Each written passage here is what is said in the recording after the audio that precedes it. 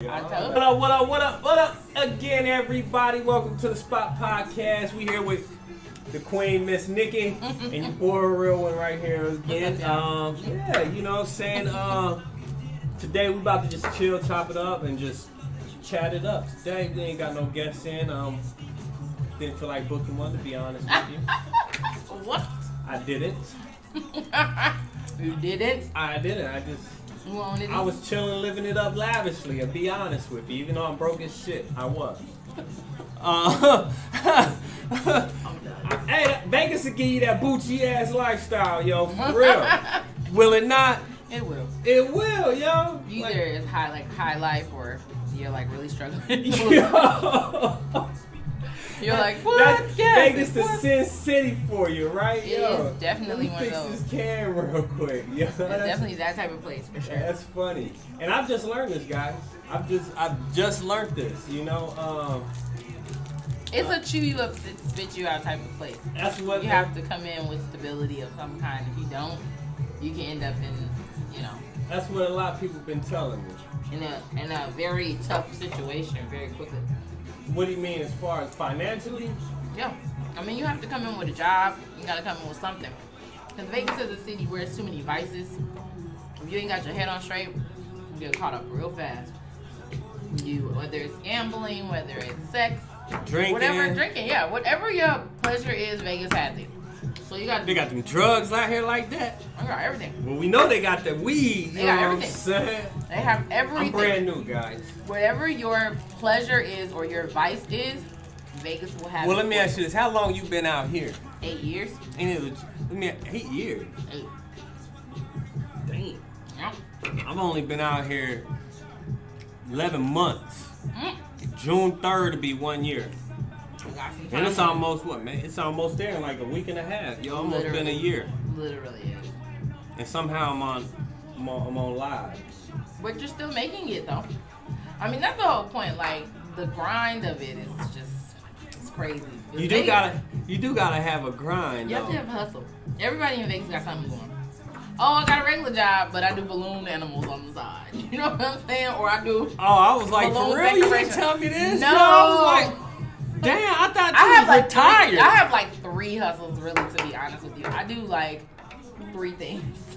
I do a lot of things, but I mean, I got my hand in a lot of pockets because you have to. She said, I got my hand in a lot of pockets. My hand is in every pocket. You can't be having your hand in my pocket now. No, not like taking your money, but be in my pocket. Like I do have my hand in different pots. Like I do my party bus. I do tarot readings for people. I do tarot cards. Oh, you have to bring that in. Look at this shit. I didn't even know she did tarot, and now I want to see it. I do that, and then I do. So let me ask you this. Okay, go ahead. No, ask the question because you. I'm gonna remember. Go ahead. What else you do? And then I do. I put on body butters, body scrubs, and body butter. Smell this on my body hand. Scrubs. What do you mean? Smell that. You smell it? Oh yeah, I do. That smells kind of good. It's called Sex and Cigars. Let me smell that again. Yep. She said sex and cigar. Yeah. That smells pretty good. So that's you made that? I did. I made it as a fragrance oil, like a fragrance roller. Oh, so you've been holding out on your boy. Huh? I told you that I did that. That's what, when Pecans by Monique, she was here. She was like, she makes body butters and I wear them when I do my deliveries. Oh. So I do body butters and I do fragrance oils and then I also do body scrubs too. And I have What's body scrubs? Like where you have the sugar, like the brown sugar, the granules, and then you mix it with oils. I'm just learning this bougie lifestyle. You put me on game. I'm sorry. Oh, what is this? Like it's like brown sugar. I'm about to show you my Instagram. Brown sugar. So you get to sleep. You get to swim in brown sugar. No, you don't swim in brown sugar. You bathe in it. You bathe in. Oh my bad, y'all. Bathe in brown sugar. No, you don't bathe in it. What you do is, you know how like exfoliating. Exfoliate. No, I don't know what exfoliating is, yo. I'm telling you. Like it's like where you have those like granules of like something like a scrub, and you put it on your skin, and it okay, my wife uses some of that. It's like some kind of peach stuff she used to use. So she may have something like St. Ives has it. Yeah, it was St. Ives. Scrub. Yeah. Well, that's what I have, but it's not. Hers is not. I don't think it's a sugar scrub, but mine's actually a sugar scrub. Yeah, hers was something, but I know it was grainy. Yeah, and it's an exfoliant. So that's it does take dead skin cells off your skin. It takes this. So you put it on and then you rinse it with water, and it's supposed to remove dead skin cells. So it makes your skin very soft. Does it really do that? It does do that. Like if you shave, like most women do, you do that after you shave, and it helps with like your skin to smooth it out, hair follicles and stuff, and then you rinse it. So yeah. But this is actually my body butter Instagram, and it's not as many people because what happened was, in the midst of me building my party bus, I was doing that first when I first retired, just for fun. Like, okay, I'm gonna, because I liked making body butters. I love skin stuff, anything skincare, like a face wash. I have a box. I have a beauty box that I made. No, you had a box, like a. Me? Yeah. Never. No, I had my hair up in a bun. That was one of my parties that I did, and I posted it on that page. Because that's more of a personal page. Like a lot of my coworkers from my old job and family members and stuff, they follow it. So that's my Instagram with some of my body butter. So I have some with shimmer in there. Like I had different scents and all that. You ain't got no pictures of the stuff. I do. I'm looking at it. You got coming soon a lot and all that. No. I do have pictures of my body butters. You just didn't look. See? Okay. And I did like shoots and photo shoots and stuff, and like I did shimmer. I have a video with me with it on my arm, and I'm like, see, look guys, look at that sparkle. You know what I mean? See, look guys. Look guys.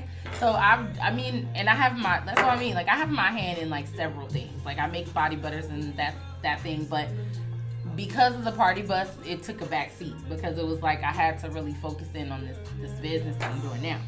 So that is me. And what I did was I photoshopped myself because I was like, first of all, this is what a lot of people on Instagram do. They photoshop their bodies. And when I first discovered Instagram, which I absolutely hate social media, as I told you, but I had to do it for business purposes. I was going to say, I can't tell. Man, I did that to show people that it's an illusion. Because I was like, you can post the other picture, the one on the side, and then it takes away the bags under your eyes and makes your waist smaller. But then the other one on the other side is what I really looked like after the gym. And I was like, see the bags, man, the gray.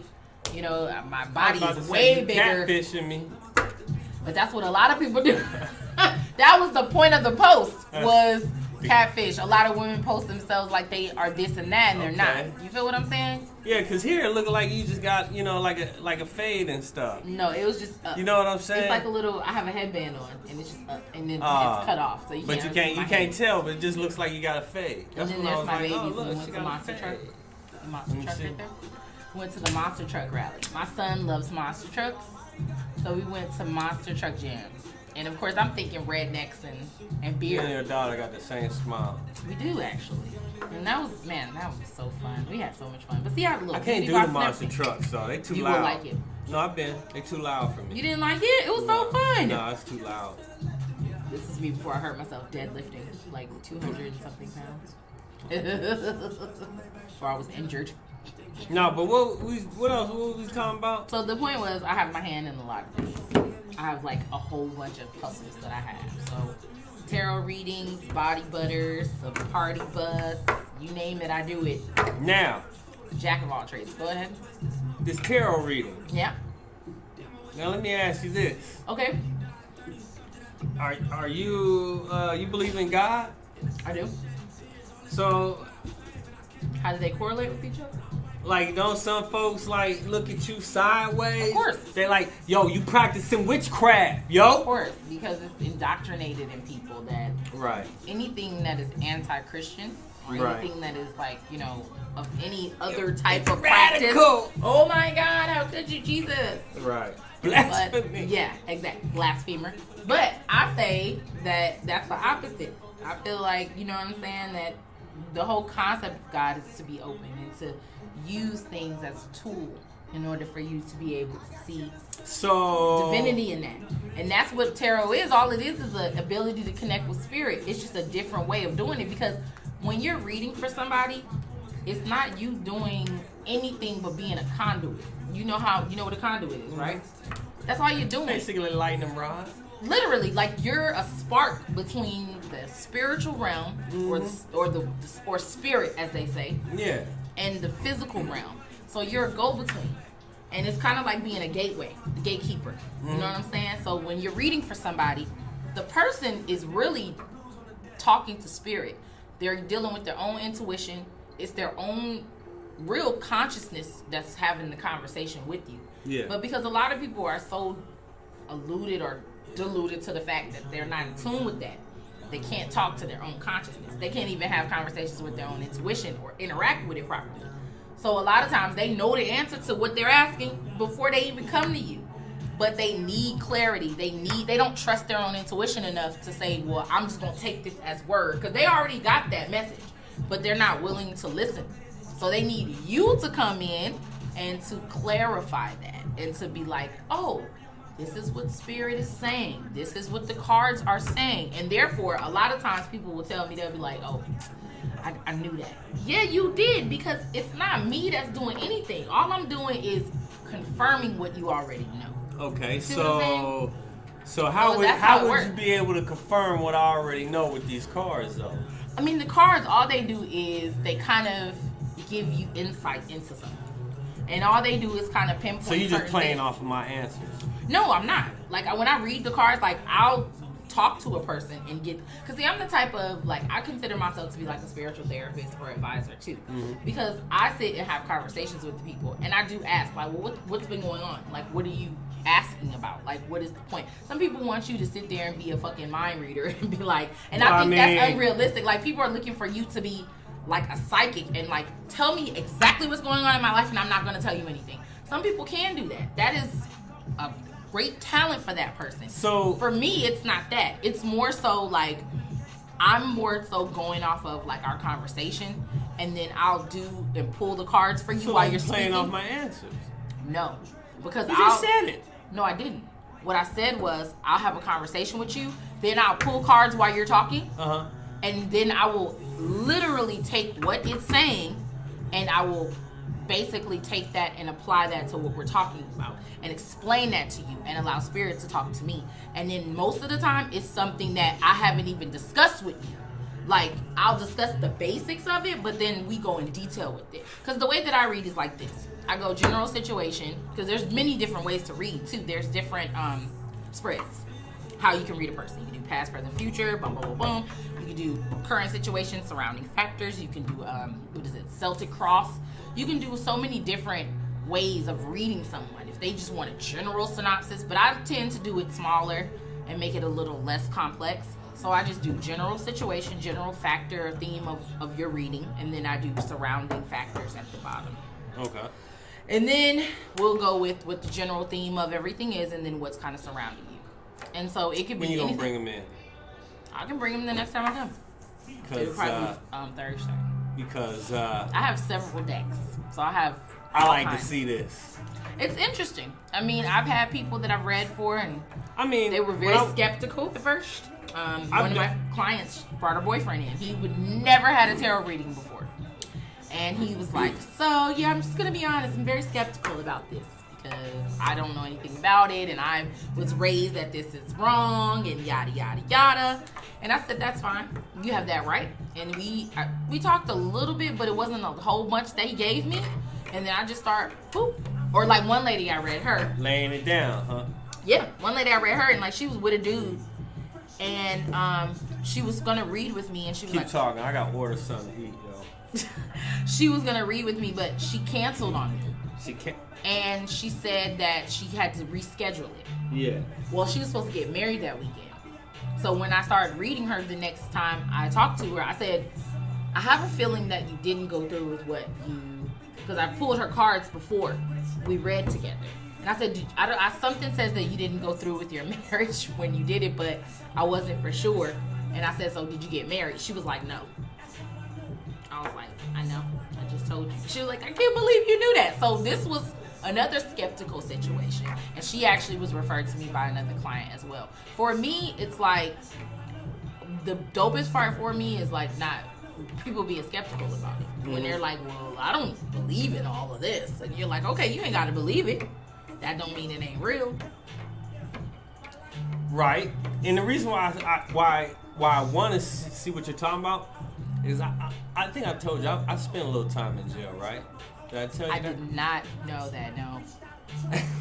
I was unaware that you were... We ain't talked about that. We ain't talked about a lot of things with each other. No. Well, no. Definitely not that. Yeah, Sure, I went to jail. I spent 6 days in jail. Hold up. Wait. 6 whole days? 66. Oh, 66 whole days. Mm-hmm. You made it seem like you've been in jail for like 10 years. No, I said I did a little bit of time. When you say a little bit, you was dead serious. It's like 60 days straight or something. It was 66 days straight. No, but like, you know how they have, what is it, 60 days in or some shit Yeah. like that? That's literally what it was. When you said you've been in jail, I thought it was like a couple years or something. Nah. You was about to say like, Nah. oh man, you know, I done spent a little time in jail. Your expectations was up there. They was really high. I don't see when how a your person tells you they've been in jail. Like for me, that would be some shit I wouldn't even share because it'd be like, I've been in jail for 3 months. Nah, fuck that. I was in jail for 2 months. I be talking shit to motherfuckers like, yo, the county jail is hard time. Nah. What county was you in? I was in New Mexico for one. And two, don't matter what prison you go to, yo. That ain't prison. No, let me tell you something. Because my story is crazy, yo. I'm going to tell you how crazy this fucking story is, guys. This shit is wild. Y'all won't believe this fucking shit. But 60 days. You won't believe what the fucking government made me go through, yo. What These motherfuckers even made me go through the Scared Straight program at 30-something years old. I'm sorry. I'm still tripping off the fact that you was in there for 66 days and you made it like it was like... I didn't make it like it. Yes, you did. Like, you when you made it like to that. me, you was I said I did a little bit of I time. told you. I said I did a little bit of time. But the way you said it was like you was about to be like, I did like 3 years. Well, in there. because I wasn't sure. I was like, well, no, I wasn't sure what? if I told you or not if I went to jail or not. 66 whole days. No. Yeah. Look, y'all. See, look, she jonesing, y'all. She jonesing. You didn't tell me you was a hardened criminal. No, I'm not a hardened criminal because my charges was dropped. But that's what I'm saying. No, you're not. You was in the how old are you? I was thinking you was in like the real jail. In prison. Like a maximum security Let me tell you prison something, or yo. I'm listening. I would rather have went to prison. Really? County is that bad? Yes. Any motherfucker will tell you, yo, the county is fucked up. Was it because you were light? What do you mean light? Because you know light skin? Yeah, because you probably was one of the pretty. Were you considered pretty in there? No, none of that. Said no. There was none of that problem in there. The problem in the county is this. In the county jail, you don't get to play cards, you don't get to work out, you don't get to play in the gym, you don't get to watch fucking TV like that. You don't get your own refrigerator, you don't get your own microwave. What do you get to do? You gotta sit in this fucking cell with a bunch of other dumb fucks. You know? That's it. You get a Wait, fucking wait, book wait, maybe. wait. You get maybe a fucking book. You sit in a cell with other people? Like in a big one? Or is it like... It's general population and there's like 10 cells on top, 10 cells on the bottom. And then you got this big rec area that that's it. And yo, it's fucking shitty, yo. I mean, I ain't never been to jail. So Nah, then let me tell you. Like. So then I get out of fucking jail, right? Uh-huh. And so they decided part of my little agreement, cause like I had to get my charges dropped. I did this expunge, get it off your sponge or whatever. Mm-hmm. But my own lawyer was like, look, we can take it to court and have them drop it fully, but it's gonna be very costly, and you're going up against the government. Okay. But anyways, whatever. Did they do something that you could have it expunged? Like, yeah, you just go through a program, which is like, basically you go through you go see counseling, whatever, whatnot, and you pay, and whatever extra thing they ask you to do. Well, one of the extra things for me is go through the Scared Straight program, which like is literally. they with make the children, yeah, like the drill sergeants, or they yell. Somewhat like that, but you go to a prison. And you go to an actual prison, and they walk you, tore you through this whole fucking prison, and yo, this is where they fucked up. Let me tell you, they fucked up big time, yo, because I got in trouble with my P.O. and everything, yo. You're 30? I was in my 30s, dog. And they took you to the prison to show you what prison's like? Yeah, like they was gonna scare me away or something. Yo, let me tell you. So the first thing they do is they give you a little tour and look at the cells and all that shit, right? And I'm literally going like this. I'm looking in the cell and I'm like, yo, this motherfucker got his own refrigerator, his own fucking TV, got cable. So they made you want to go there instead. I'm like, yo, I literally told him, I didn't even know I was with kids. I wasn't even paying attention. They were kids? They were teenagers, but in Mexico, in New Mexico, they all look fucking grown. Okay? They do. So anyways, I'm like, yo. I'm looking at the fucking cell. I'm like, yo, I'd rather be here. Yo, they was literally like, looked at me and it was like, are you serious? It was like dead ass. Yo, I was like, I had to share a cell with 4 other motherfuckers. No fucking TV, no goddamn refrigerator. Like, yo, this fucking where I was at fucking sucked. Yo, I'm literally saying this shit, right? And they're just looking at me like, is this where you'd rather be? I was like, if I had a choice between the county and this, yes, I'd rather fucking be here. Yo. And I'm sitting there telling them that shit. They was like, all right, well, whatever. So finally, after we did our little tour and shit, and no, they ain't got no fucking prison inmates just yelling and shit like that. They ain't doing none of that. They got some that walk around like they, but it ain't nothing like that, yo. It ain't like what you see on TV. The motherfuckers they see on TV, they told them, hey, we'll put some money on your commissary if you act this fucking way. Yeah. So anyways, yo, we finally get to this room, right? There's this room, big, it was like a white room, whatever, right? Mm-hmm. Big room, and there's a red line down the center of it. And there's a row of seats on one side, and there's 3 seats on the other. And they tell us to all go sit down on this side. So we all sit down on this side, and I'm like near the end on that end. And then you see these 3 Hispanic dudes walk in. 2 of them instantly sit down, and 1 standing up. And he was like, mm-hmm. He's walking up and down the line looking at everybody like, trying to act tough or whatever. And I'm just sitting there like first off, nigga, I'm from the hood. Like, I grew up fighting. Like, I've been in over 100 fucking fights with 1 friend alone. Like, if you trying to scare a nigga, you trying to act tough, that shit ain't working with me. I don't give a damn. Plus, I've been in Golden Glove boxing. I don't give a fuck. State champion wrestler. Like, you ain't... You ain't striking fear in my ass doing that shit, right? So he going up the line. He starts way down there at the line. He like, what you in for? You know? He ain't telling whatever. He worked his way up the line. He gets to me. I'll bullshit you not, yo. He gets to me. He looks at me. He goes, yeah, your kind don't do so well in here. Your kind? Yo, he said your kind don't do so well in here. What is that? He knew I was black. You know what I'm saying? But because you're light skinned? Is that why you want to do well? Probably also because of my P.O., whatever. I don't know. But he knew I wasn't Hispanic. He knew I wasn't fully white. You know what I'm saying? But anyway, he was like, yo, your kind don't do well in here. Yo, I literally looked down and was like, what? I looked back at my P.O. Like, are you going to say something? That's what I did. I literally looked back at him like, he ain't going to say nothing. I turned back around and was like, man, fuck you, bro. My God. Like, dead ass, fuck you. What you mean my kind won't do so well in here? Huh? What the fuck you mean? Let me fucking know. You know what I'm saying? He goes, oh, yeah, we'll see you in here. I was like, no, you won't see me in here. You'll be in this motherfucker. Right. He goes, nah, you'll be in here. I was like, no, I'll be out there fucking some pussy while you in here fucking him. Oh, my God. Yo, this motherfucker sitting down got pissed, stood up. Fuck you, Holmes. You can't talk to him like that. Da-da-da-da-da. Like, no, bitch, I can't talk to him like that. I don't know who the fuck you think I am.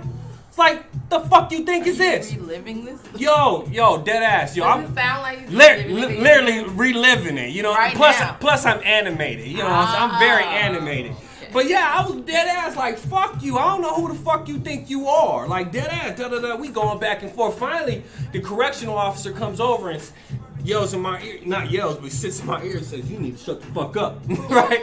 I sit back, I was like, no, I don't need to shut the fuck up. I was like, I don't know what y'all thought bringing me to this motherfucker, like dead ass. And so finally, anyways, they ended it, and so I was like, whatever, fuck him, fuck you, it went back and forth. So anyways, they ended it, and my P.O. tells me at the end of the little tour, he's like, yo, I need to see you in my office Monday. We go to his office. He goes, look. He was like, you need to understand authority. I stopped him right then and there. I was like, authority? I need to understand authority.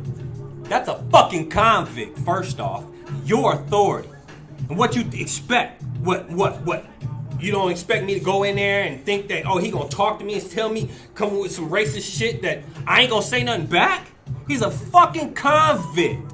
There's no authority over me on that shit. Same shit would fucking happen if I was in jail or out of fucking jail, dog. Dead ass. I was like, your authority, I respect your authority. You saw that. For now. I was like, so, you steady gonna come at me about the authority shit? He just sat there, yo, just like, oh, good fucking point. And then he goes, well, you almost fucked up the program. I was like, what program? He's like, the Scare Straight program. I was like, dude, you put a 30-something fucking year old man on a Scare Straight program, bro. Like, are you fucking kidding me? I don't think that was the smartest thing. Not in the fucking slightest, yo. I didn't even realize there was kids next to me until the end of the goddamn tour. I'm like, oh, these are fucking teens, you know what I'm saying? And I'm literally telling, yo, go here instead of the fucking county. I did not know that shit. No kids, don't. Don't go to prison, yo. But fuck, no dude. Children, Dead ass, yo. Don't let anyone tell you to go there. Dead ass, though. Motherfuckers in them jails, them niggas is living it up. And then you wonder how they get institutionalized, yo. They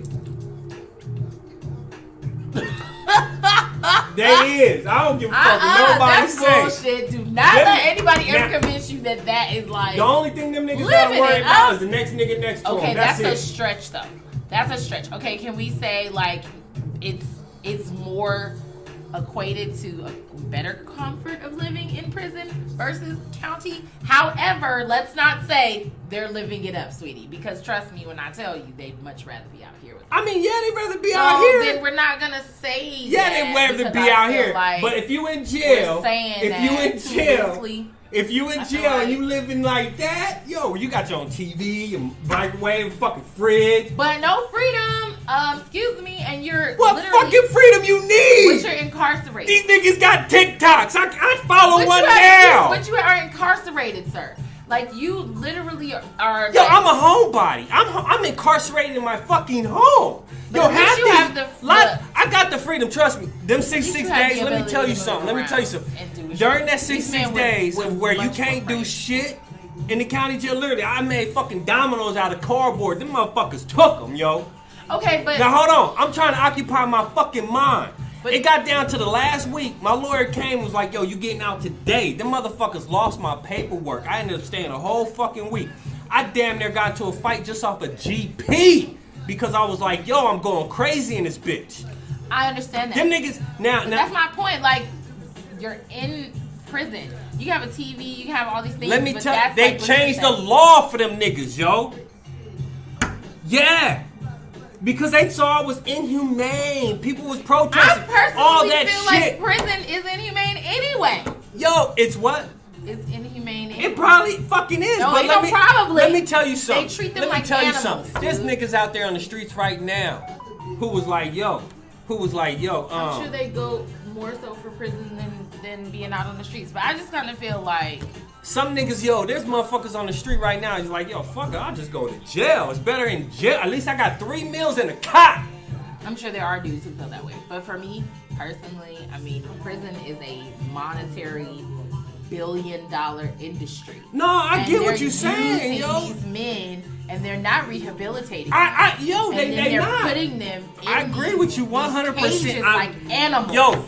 I went through it. Okay. So now I'm telling you. I would never advocate for somebody. I'm telling you. Be like, hey, get off the streets so you can go to prison. I'm not saying I didn't ever say that. I didn't say you did. What I'm saying to you is all I'm telling you is my experience, what I saw. Right. I mean, I'm telling people, yo, if you're a fucking knucklehead, yo, and you can't keep your dumb ass out of fucking jail, I would say opt for neither. Okay. But anyway, I'm with her. Trust me. I'm just telling you my own fucking experience because I know the law. Like I was going to law school and all that shit. From high school through college. But anyways, yo, they changed the laws for these motherfuckers, yo, where they was like, yo, you gotta give these motherfuckers entertainment. You gotta give them this because what happens is they saw. The prisons that didn't give them like entertainment, recreation, and all this other shit, there was riots and all the other junk going on. Yeah, because that's why you even see in your taxes. Yeah, you put entertainment on there. But I don't mind is the devil's workshop. So if you have a mind that's not being used or it's not being stimulated or cultivated, it becomes a playground for. So what do you think the fucking county is? Do you think the county's better or fucking worse? I personally That's what I'm telling you. know. Like in the count, I'm telling you. Oh, I know, but I don't went know, there, I've yo. never been to any. And then the of that. fuck I've ass never put me been through to the prison. Scare Straight program, and I'm like, are you fucking kidding me? Okay. If I had a choice of where I had to spend my 66 fucking days, right here. Right here, give me my fucking been prison. Give me my fucking TV, my refrigerator, microwave, all that shit. Yo, in the county jail, they ain't give me shit. I made makeshift domino as a cardboard. Yo, they taking that shit. Okay, let's say this, guys, real quick. Obviously, because B is so passionate about this, we're gonna just say this: the county sucks. Oh, the county And sucks. prison is a Yo, step up. Yo, it fuck. Guys. You want to feel like your freedom's taken away? Go to the county. Go to jail, period. But whatever. Yo, Okay, yo, what was the- I don't know about prison. I'm what telling was you right the now. subject matter? I'm a homebody. I can sit at home all fucking day and watch TV and eat. Yo, that's what. How did we start talking about prison? Cause I was telling you a story and somehow I was like, yo, I can't. And he got into the he went all the Well, way to the that's prison because- in the county. that's because you were I like- went to the place. He was there. I was in the seat watching. That's because I you were felt like, I you were was like, there. nah, you didn't tell me. But yeah, I went to jail. I felt like I was there. I did. But what was we talking before that though? Okay, so the subject matter that you wanted to discuss today Going back. was about what did you ask me what my fear was or what have I been pondering on? What's my thoughts? Well, What are my inner thoughts? What yeah, have it been was my inner supposed. thoughts? That's what the subject was supposed to be about. But now it became Somehow we got on to the healthcare. But see, I don't want to do it. That gets real political. And I'm like, I ain't going to do it, man. But okay, so the subject was what have you been pondering on this week? And I said that I've been pondering on ending up by myself as a single woman, which I'm sure a lot of women No, that's not what you said. That is. No, you said dying alone. Okay, that's the same thing. Well, see, I'm thinking Dying by yourself. I took it in a whole different. I took it in a whole different context. What I meant was being a single woman and then, I guess dying alone because you're gonna end up without a partner, no companionship. So for me, that's been my ponder. If he's asking me what's been on my brain for the last week, that's been it. So let me ask you this now. Okay. Why do you think you're going to? Why has that been on your mind? Why do you think you're gonna die alone? I don't necessarily think I'm gonna die alone, but for me, generational curses are Are you huge. feeling lonely? No. What I'm feeling like is as I kind of peak up to 40, which I think a lot of women come into this place as you get older, you understand that your pool in regards to meeting men, it's yes, because Why does it get smaller? Not even worse. It's not even bad because of the fact of that is something wrong with the woman. No.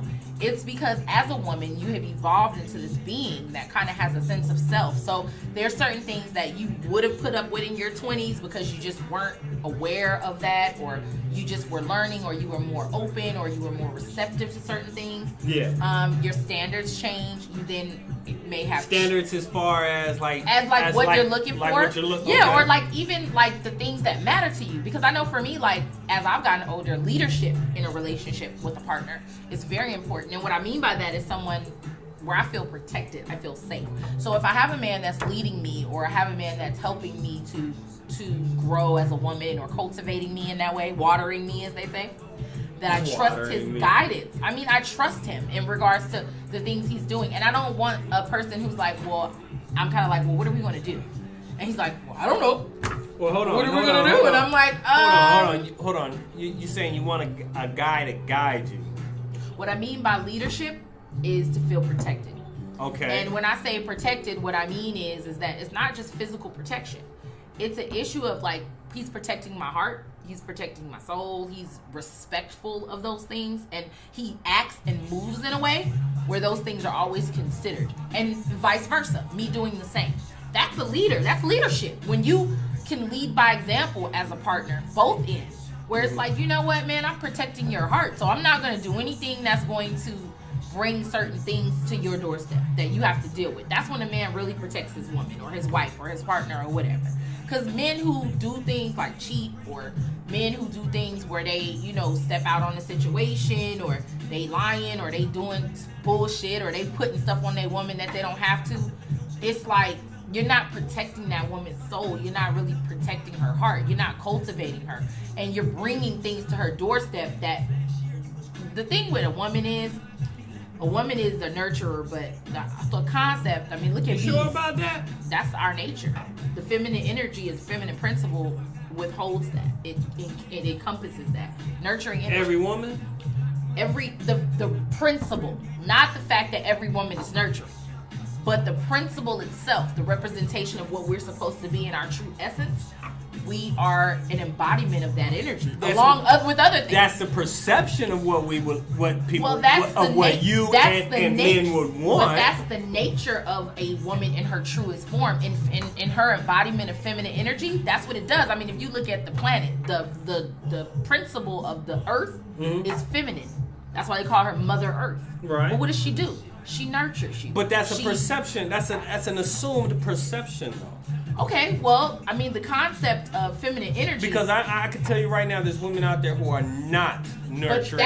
But listen to what I'm saying. That is an issue of all of the other variables that have come in to get us away from that to take us from that. Because if you look back 50 years ago, or you look back at some of our ancestors or some of our elders and the way that they conducted themselves, you'll see that essence more embodied. But as we move forward with the movements of a lot of the independence and feminist movement, and you know, that was more of a European practice where like they were all advocating for us to be independent and we're feminists and we can do what men can do and all of this bullshit. Okay. It gets you away from the essence of what you are, and then it tries to, and now we're going away from being counterparts and becoming competitors.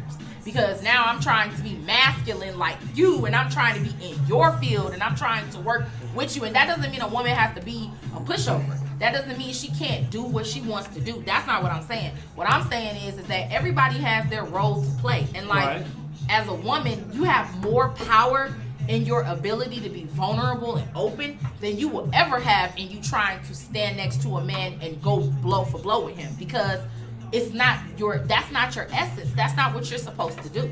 A woman can breathe life into a man just through her vulnerability and her openness. She can sit down with a man and literally break him down. He'll be up and chest puffed out, and she can be like, you know what? No. You know, let me. And it can tear those walls down because of the energy. That's what I mean when I say nurturer. That's what I mean when I say what we embody. Because as a woman, and the sad part is women use it when they need to. Now, it's more of one of those mechanisms where it's like I can use it, and you see it in glimpses. Like when a woman wants a man to do something, or when it's the issue of her trying to finesse something, a woman can pull that feminine wild out real quick. Trying to finesse. Yeah, but like it's like now it's looked at as a negative. Like if a woman says, "Well, I'm submissive," women automatically be like, "What?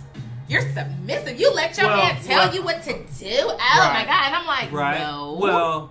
Well, there's different levels of that. Not say levels. There's different areas of that submissive. But you have to understand what that means. Because when I hear submissive, what do you connotatively think? What pops in your head? And this is associated with negativity. I'm thinking of sexual. Okay, so you're going there. So that's not even negative though. Okay, well, when I think of submissive, I think of, well, this is connotatively, but for me, I think of it differently because I've learned and actually gone beyond that programming. But when I used to think of submissive, and even still subconsciously it pops up, it's the idea of like you not being vocal, you not being opinionated, you being very weak, very fragile, and you kind of letting someone lead you and tell you how to move, and you not really having your light is kind of dimmed by the idea of you just kind of falling to the background. And a lot of women like feel that way about it. Because they're like, well, when a man tells me I need to be submissive, you notice it puffs them up more. Like, oh, well, I want a woman who's submissive. What? Nigga, what you mean? You see what I'm saying? And it's like, oh, no, you're not about to have me. And it's like, no. That's not what he's saying. What he's saying is that operate in your energy. But and that's feminine energy too. Would you blame part of it as far as like her getting puffy by the way he said it? No, I would blame it on the programming. Program? Yes. Because I mean, like, women have been. What if he could have worded differently? He may have. I mean, he could have used something else. But that's the point. The word itself, submission.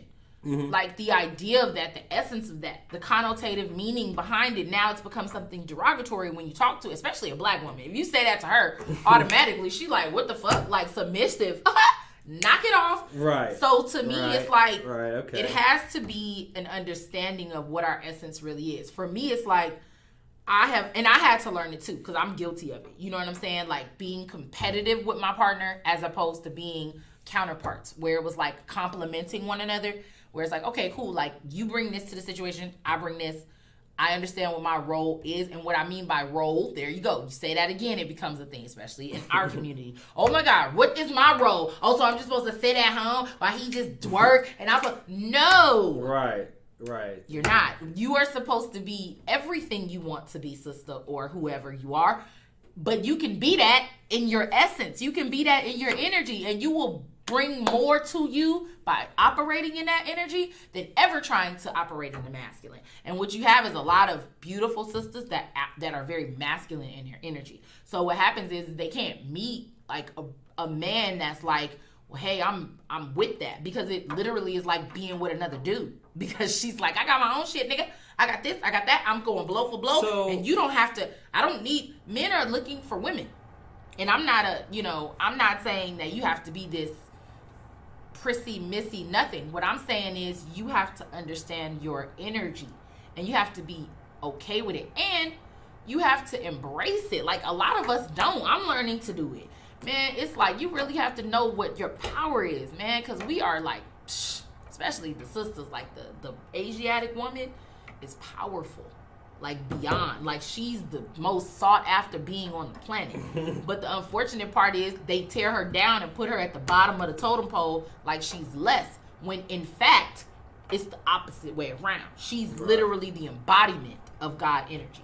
So my thing is, that's why you see them as the most attacked ones in regards to the black woman, right? Yeah. They're the most attacked, they're the most vilified, they're the most scrutinized over everything, body-wise, image-wise.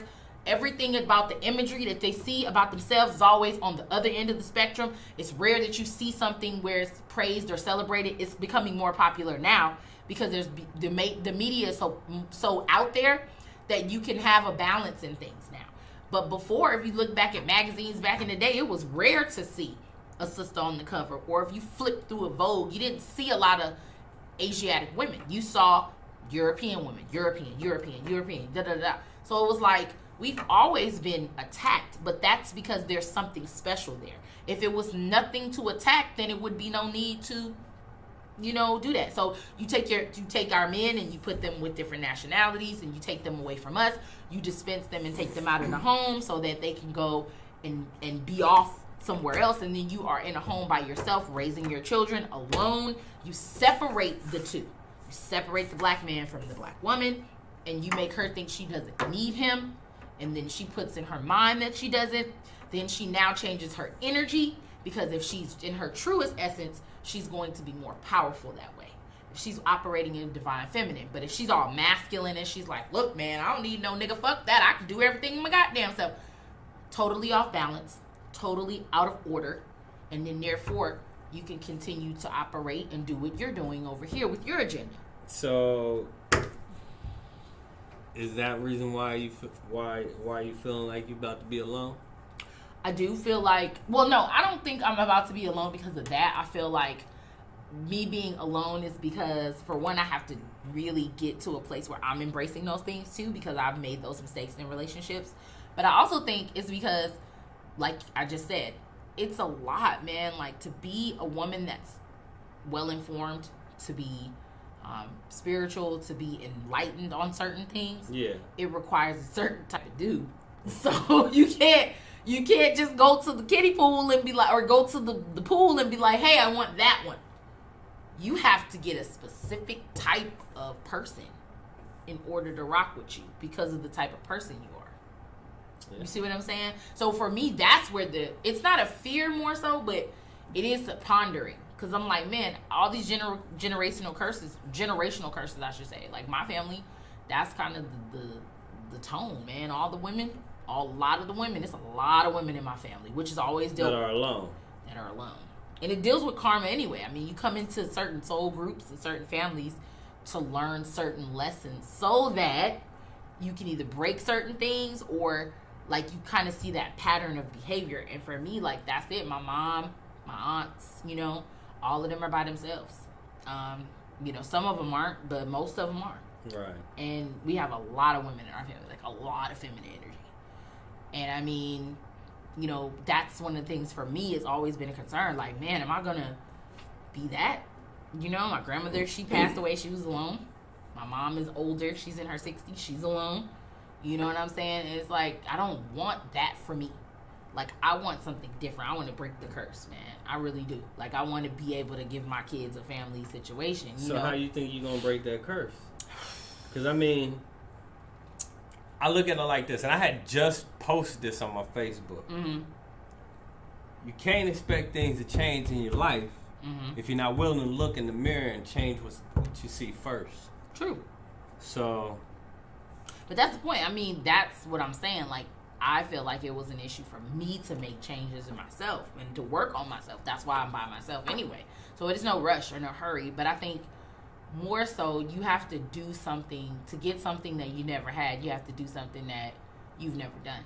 So like for me, it's like to be in a relationship with a person and to fully trust their ability to lead is something I've never been able to do because I always felt like I could do it better. And and I'm a dominant person. I'm not, I'm not one of those women that really, and when I say I don't need a man, it's not like I don't need one, because I do. I want one. I think the issue is like my ability to execute certain things and get shit done. That's always been the thing that frustrated me in my relationships. So maybe it's not, I wouldn't say, because in a sense, me personally, I don't see that as a problem. What? As far as you being dominant, because I mean, my wife, she's dominant. Yeah. There is no, you know what I'm saying? She's a fucking firecracker, yo. You know what I'm saying? She is. I love her to death, yo. But she's dominant, right. And she got the attitude. She's smart and intelligent, all that shit. You know what I'm saying? But at the same time, and yeah, we bump heads at the same time, but at the same time, I don't want her to not be her. Right. You know what I'm saying? So I don't want her to change, her being her just to make me happy or to feel like, that she needs to change that aspect in order to be in a relationship. You know what I'm saying? Well, yeah. So in a sense, it's like, for me, it's like, I know we're going to come with luggage. We do. So in a sense, we have to learn to be with each other. True. And at the same time, I'll be honest with you, it took us 10 years to figure that shit out. Right. Because we was doing a lot of bad shit to each other for 10 years. You know what I'm saying? Now after that 10 years, it was like, okay, look, we know we want each other. We just didn't know how to be with each other. Exactly. So it takes you going through these hardships, and a lot of people won't go through them hardships. Right. They gon', we're done. We're out. And they break up. They literally break up. I don't know how they sound. I'm just saying, They just like and they go their separate ways. You know what I'm saying? Yeah. So I don't know. Like I think maybe you're looking at the wrong males. No, I think definitely I was. That's not even like a. That's not like maybe you were looking at the alpha males. Like the ones that just. I don't think I was. Because I got a friend who's just like super alpha, and I'm like, nigga. I don't think I was. There's no way I would talk to my chick like that. None of them were like that. But I feel like for me, it was like I feel like I was attracting like broken people. And I think I was attracting broken people because I was broken. She was like, and I was broken. Yeah, and you do a lot of stuff out of like desperation, and you do a lot of stuff out of trauma, and you kind of, we don't understand that relationships are how we relate to things. And like, our partners are a reflection of our own inner self, like aspects of ourselves that we need to work on or that we need to recognize or acknowledge or whatever, right? Yeah. So I think for me, like what I've learned from the relationships that I've been in, it's like these are things about me or these are aspects of me that I just was not aware of. You know what I mean?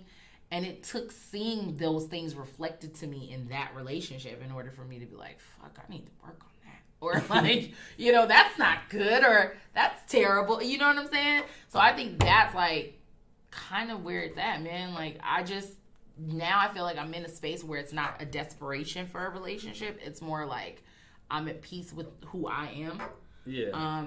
And now I just want a partner. You know how like before I feel like it was like, oh, she's like, man. Now I just want. Yeah, like I feel like before it was like I need to be with someone because I'm single and I don't like it. You know what I'm saying? Like now it's like I don't have a problem with being single. I don't mind it. I enjoy having my freedom. But there's an aspect, and it's a weird thing because I was explaining to one of my friends, I was like, man, there's a part of me that like really wants to be in a like committed situation and have a family experience and like really do it. But there's also a part of me that's like, fuck, how monotonous is that? That sounds so boring. Being with the same person every single day, over and over and over and over and over. Unless they're like super dope, you know, they gotta be dynamic or something. I can't do it with the same boring person. So there's women out there who think the same thing like dudes, huh? Yeah. I mean, that's what like he was saying. He was like, man, you're one of those people that like, you know, you have to have your freedom. But it's true. I do in certain aspects, man. I can't be like just completely bogged down.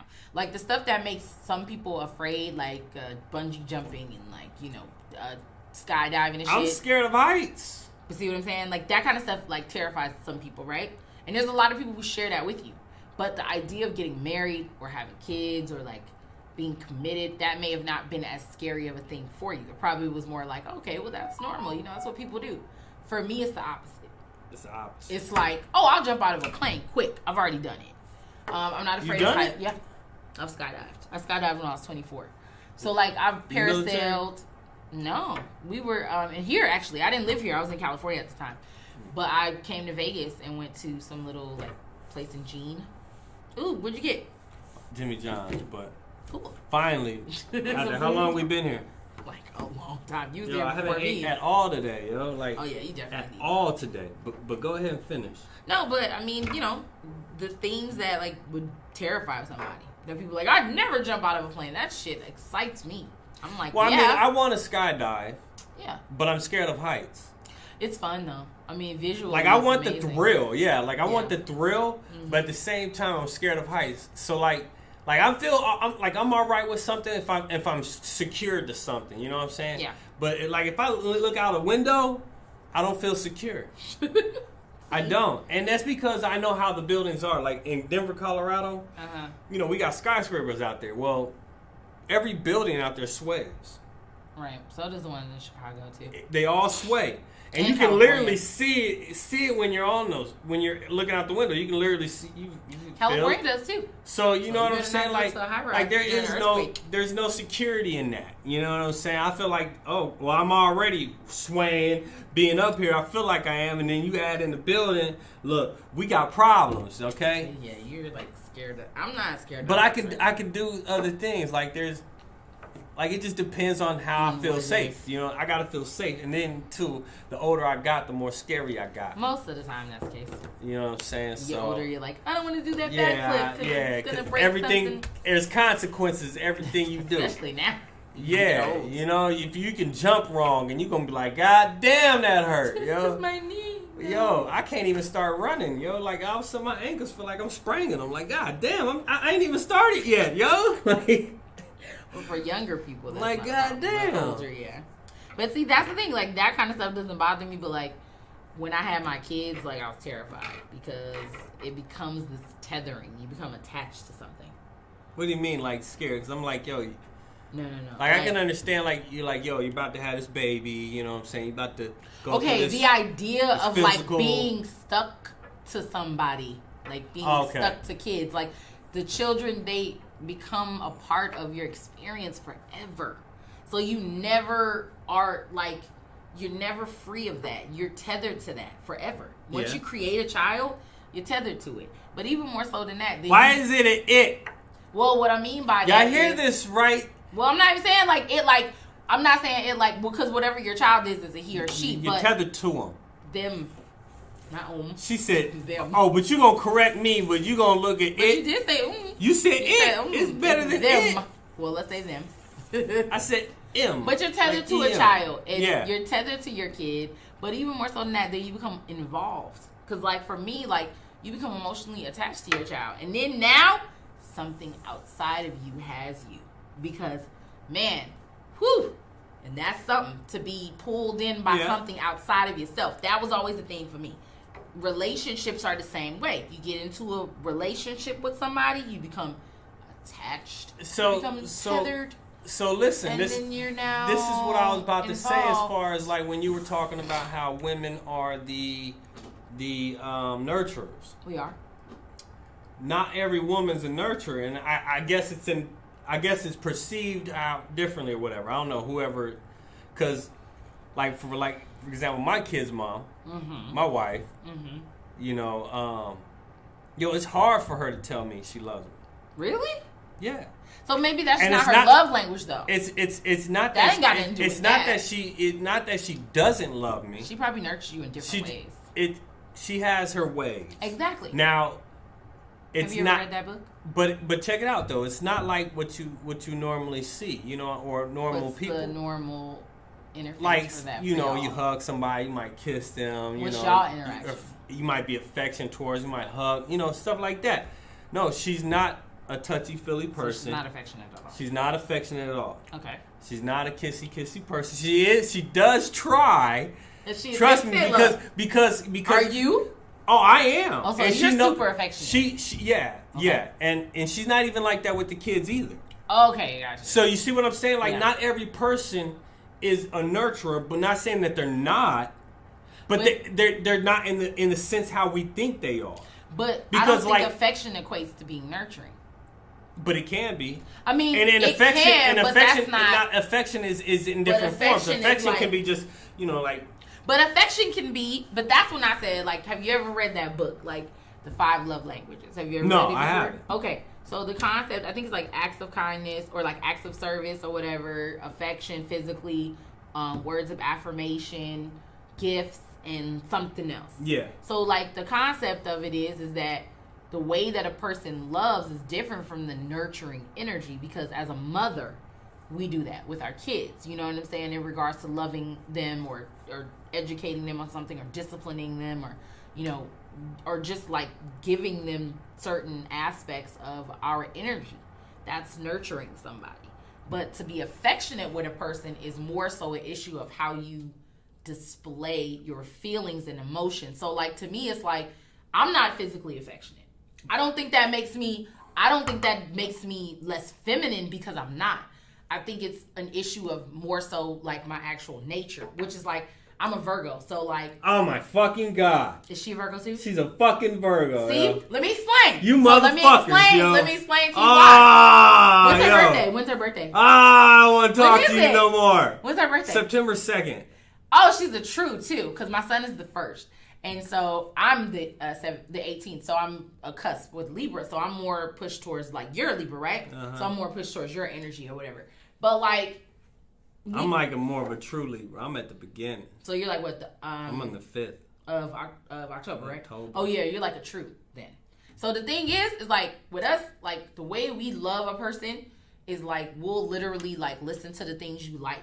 And, like, you know, we'll make sure you have, like, oh, well, he likes to come home and have a towel wait. Like, we'll do shit like that. But, like, we're not the type that's, like, or we'll cook your favorite food, or we'll listen to what you like, and we'll go, and if we go shopping, we see a shirt by the person that you know what I'm saying, like, we'll go get that for you. Or something like that. But we're not, like, some of us are. But most Virgos are more introverted with their affection. Because it's more intellectual for us. It has to make sense. Virgos are not like fly by the seat of their pants. Like affectionate people to me that are physically affectionate are a little bit more extroverted, and they're more like, oh, Yeah, Virgos think too much. First That's off- why. Because first we're off- thinking in our mind, like, if we're first being off- affectionate, we're like, well, so is he wanting us to hug him? Oh my God, I don't know. What if he's not First- feeling it right now? Look at his face. Yeah. You see what I'm First off, fuck y'all. What? Yes. That's bullshit, Yes. man. No, because she does act like that, where she's like. I'm telling you. I bro. mean, I'm not saying like. First off, I'm not saying like fuck y'all in a bad way. Just like. It sounds like it was. Just very because aggressive. like I'm experienced with y'all. It was aggressive. The way he said it. I don't mean it like that, but Maybe a little way. But I did. But it's funny that you're a Virgo. That's funny. But, Yeah. But no, she does. She has her ways of showing her affections. Exactly. Like, and even with the kids, like I've never heard her tell the kids she loves them. Cause for her, and yes, she does say shit where it has to make sense to her. Mm-hmm. Like, for example, she won't apologize. Because if she does it again, then what's the point of the apology? I mean, that's true, but I think we don't do a lot. So that's of the whole things thing of where you said, like, y'all think too fucking much. We do think a lot. But at the same time, she is analytical. also very intelligent. She got the electrical engineering degree. And I tell her ass all the time, Jeez. like, yo, look, the simple shit you smart motherfuckers don't get. No, I mean, it's true. Like, an intellectual, and that's Virgos, really, we're very intelligent people. Oh, she's I think very what smart. we're not mastering over is the emotional side. She ain't got it. My daughter is very emotional, and I don't understand Oh, her. she's now. What's the definition of emotion compared to passion? Because passion is the same thing. Emotion. I mean, it's a form of emotion, yes. I think the thing about it is, She's like, very emotional though. But we are, but it's introverted. You know how some people very wear their introverted. emotions on their sleeves and stuff, and they're Yeah. like, "Hey, I'm What's up? emotional." Who there? Come on. Oh, Jimmy John, come in. That's your boo. Yeah. It was looking. It just said still got like you, 8 buddy. minutes, I man. got you. Y'all was fast, That's bro. what we do, baby. From God the damn. Hey, you too. too, bro. Damn. There's your food. It literally says, "Look, arriving in 7-8 minutes." And there It he didn't is. even tell me he was there, yo. Well, That's he funny. He walked on in. So that's the whole My bad, point, yo. right? I was not expecting that. He has his food, so he'll be a lot nicer now. He won't be as aggressive. I'm He was hangry. He was. Yo, I'm telling you, I woke up at 4 in the morning. Bring had that to- this guy. Had to get ready for work. Went to work, and literally did. How many? Like, let me see. We had 8. Prison is amazing. No. 14. I had 14 fucking cases a day. Well, you worked very hard to earn that sandwich. I earned this sandwich. But let me say this though, man. But go ahead. Virgo energy is like this, man. Like, we're introverted with our emotions. We don't wear them on our sleeve like some signs do. But we do feel it smolders. It's like it's smoldering inside. You know, we're going through all of the same things. We're very sensitive on the inside, but the reserved, cautious, meticulous side of us does not allow that to be exposed very often. It does allow us to very much so play it off like we're good to go, but we're not. And then a lot of times, you know, we're going through so many conversations in our own mind that we really don't even need someone to interject, because in your own head you're like, so what did I do wrong and I shouldn't have done that. Oh, trust me, I've learned to just go ahead and do you. And because you are a Libra, which I can just so get started on that. Whew. Whatever. Because Libras, man, y'all motherfuckers is wishy-washy and y'all aloof. And even Libras in the house, y'all know what it is, because y'all, that's how it's easy for you to be like, well, I just learned to say whatever. I bet you did, because that's what y'all do. Y'all are aloof. I mean, to me, it's like Libras are like it. I don't know where you are, but you're just like like that sometimes. Very intelligent and charismatic folks. Dope with the charisma, got the swag happening, but you already know. Aloof as hell. Don't know what. I just don't know why I'm this way. I'm like, you don't know. And then it's wishy-washy energy, because it'll go from, I want to be this way today. I'm spiritual today. You know, I'm really on it today. And then the next day it's, fuck your mama, fuck your daddy, I don't give a shit like that. I'm like, this is confusing. It's confusing. She ain't lying about that, y'all. It's confusing. I don't understand. And so for a Virgo, consistency is so important. Yeah. Importanto. Okay? And then you have this wishy-washy ass person that's like, oh, today I feel like, and no I don't, and yes I do. And but you know, it's like, I'm good, man. I can't. I have dated I've dated 2 Libras, and one, I swear he was like a psycho, dude. Like, he seemed like mentally, something was off, bro. Cause like, he would literally be like, and it was weird because he could use the charisma to like get you to kind of feel empathy, I guess. And then like he would literally switch the script up on you and be like, "Oh, well, no, now I'm cussing you out." You know what I'm saying? I'm like, "What the fuck is wrong with you, brother? Like, this is weird. I can't get. It's too much of this. The waves, yeah." The scales, man, it's like this. No balance, bro. Like, y'all are just like, well, you gotta be balanced. You have to. Very diplomatic too. If we're not balanced, then we are going to be like a moody, wishy-washy, like you said. Yeah. If we're balanced, you'll see us perfect, yo. We're like moving, everything clicking, bam. But if something's off balance, yo, you'll see it. That scale going like this all the time. You know what I mean? And it's very confusing. So that will tell you that something's off. Libras have to have a structured environment. They have to have a structured life. You have to be balanced. It has to be. And it has to be harmonious. It cannot be chaotic at all. It has to be very there has to be a peace to it. Like, you know, you can't have this constant chaos because y'all don't operate well in it at all, don't. You know? And that's what led me to depression. Right, because it was too chaotic. Well, part of it, I'll put it like this. I was going through depression for some years, but didn't realize it. Right. Which a lot of people don't. Now, when I got into surgery, that's when it just went through the fucking roof. When you kind of went into that field. Because it's cold here. And going straight from med school. Can we turn the air off? Yeah. I'm freezing. Going straight from med school straight to spine surgery, which is a major surgery. Right. It's not a small surgery at all. It doesn't sound like it. My mom has had it. Very chaotic and hectic. So, for example, I've had patients go on have a heart attack while we got them split wide open on the table.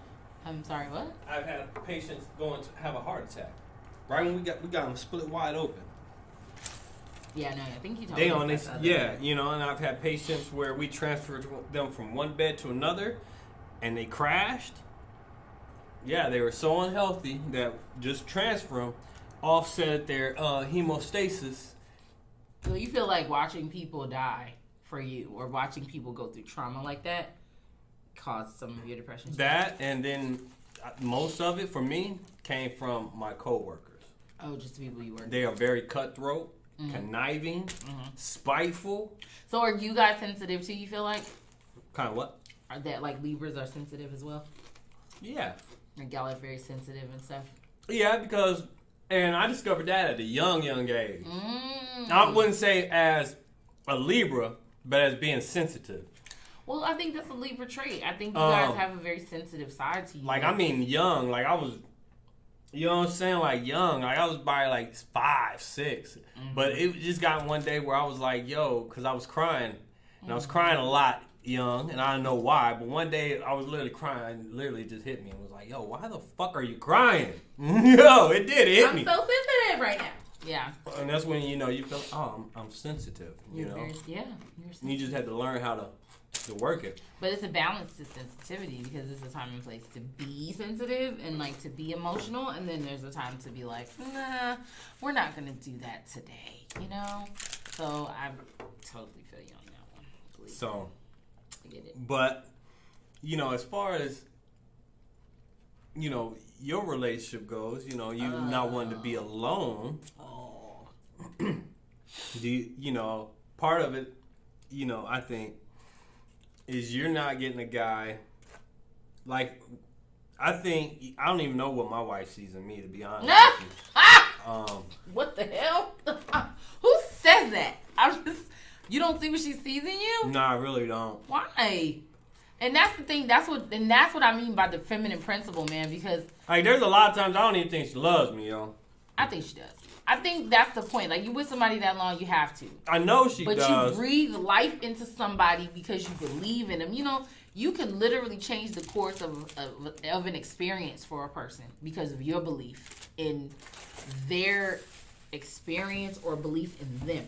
You can breathe life into someone that way. Women do it with men all the time. Mm-hmm. And vice versa. So that's why I'm saying, like, to me, I mean, it's hard for me to really be like, man, is this really what it's going to be? But I understand for me, like, it takes a certain type of person. Like, it has to be something dynamic, you know? Especially at the stage of me knowing what I know. Like, being where I am. And at the point of my evolution, it would be hard. Like, if I was younger and I was less evolved in certain areas, probably wouldn't be as difficult. But me being 40, really knowing what I want to experience, and then, like, being more evolved mentally, spiritually, just in certain areas, man, it's tough because you can't come to me with certain things. And it's like, I'm going to be like, yeah. You know what I'm saying? Like, certain things, it won't even resonate. It'll be like, are you fucking kidding me? Come on.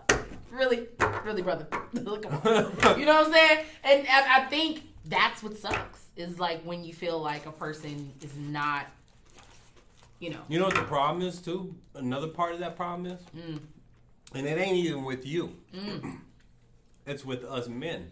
Okay.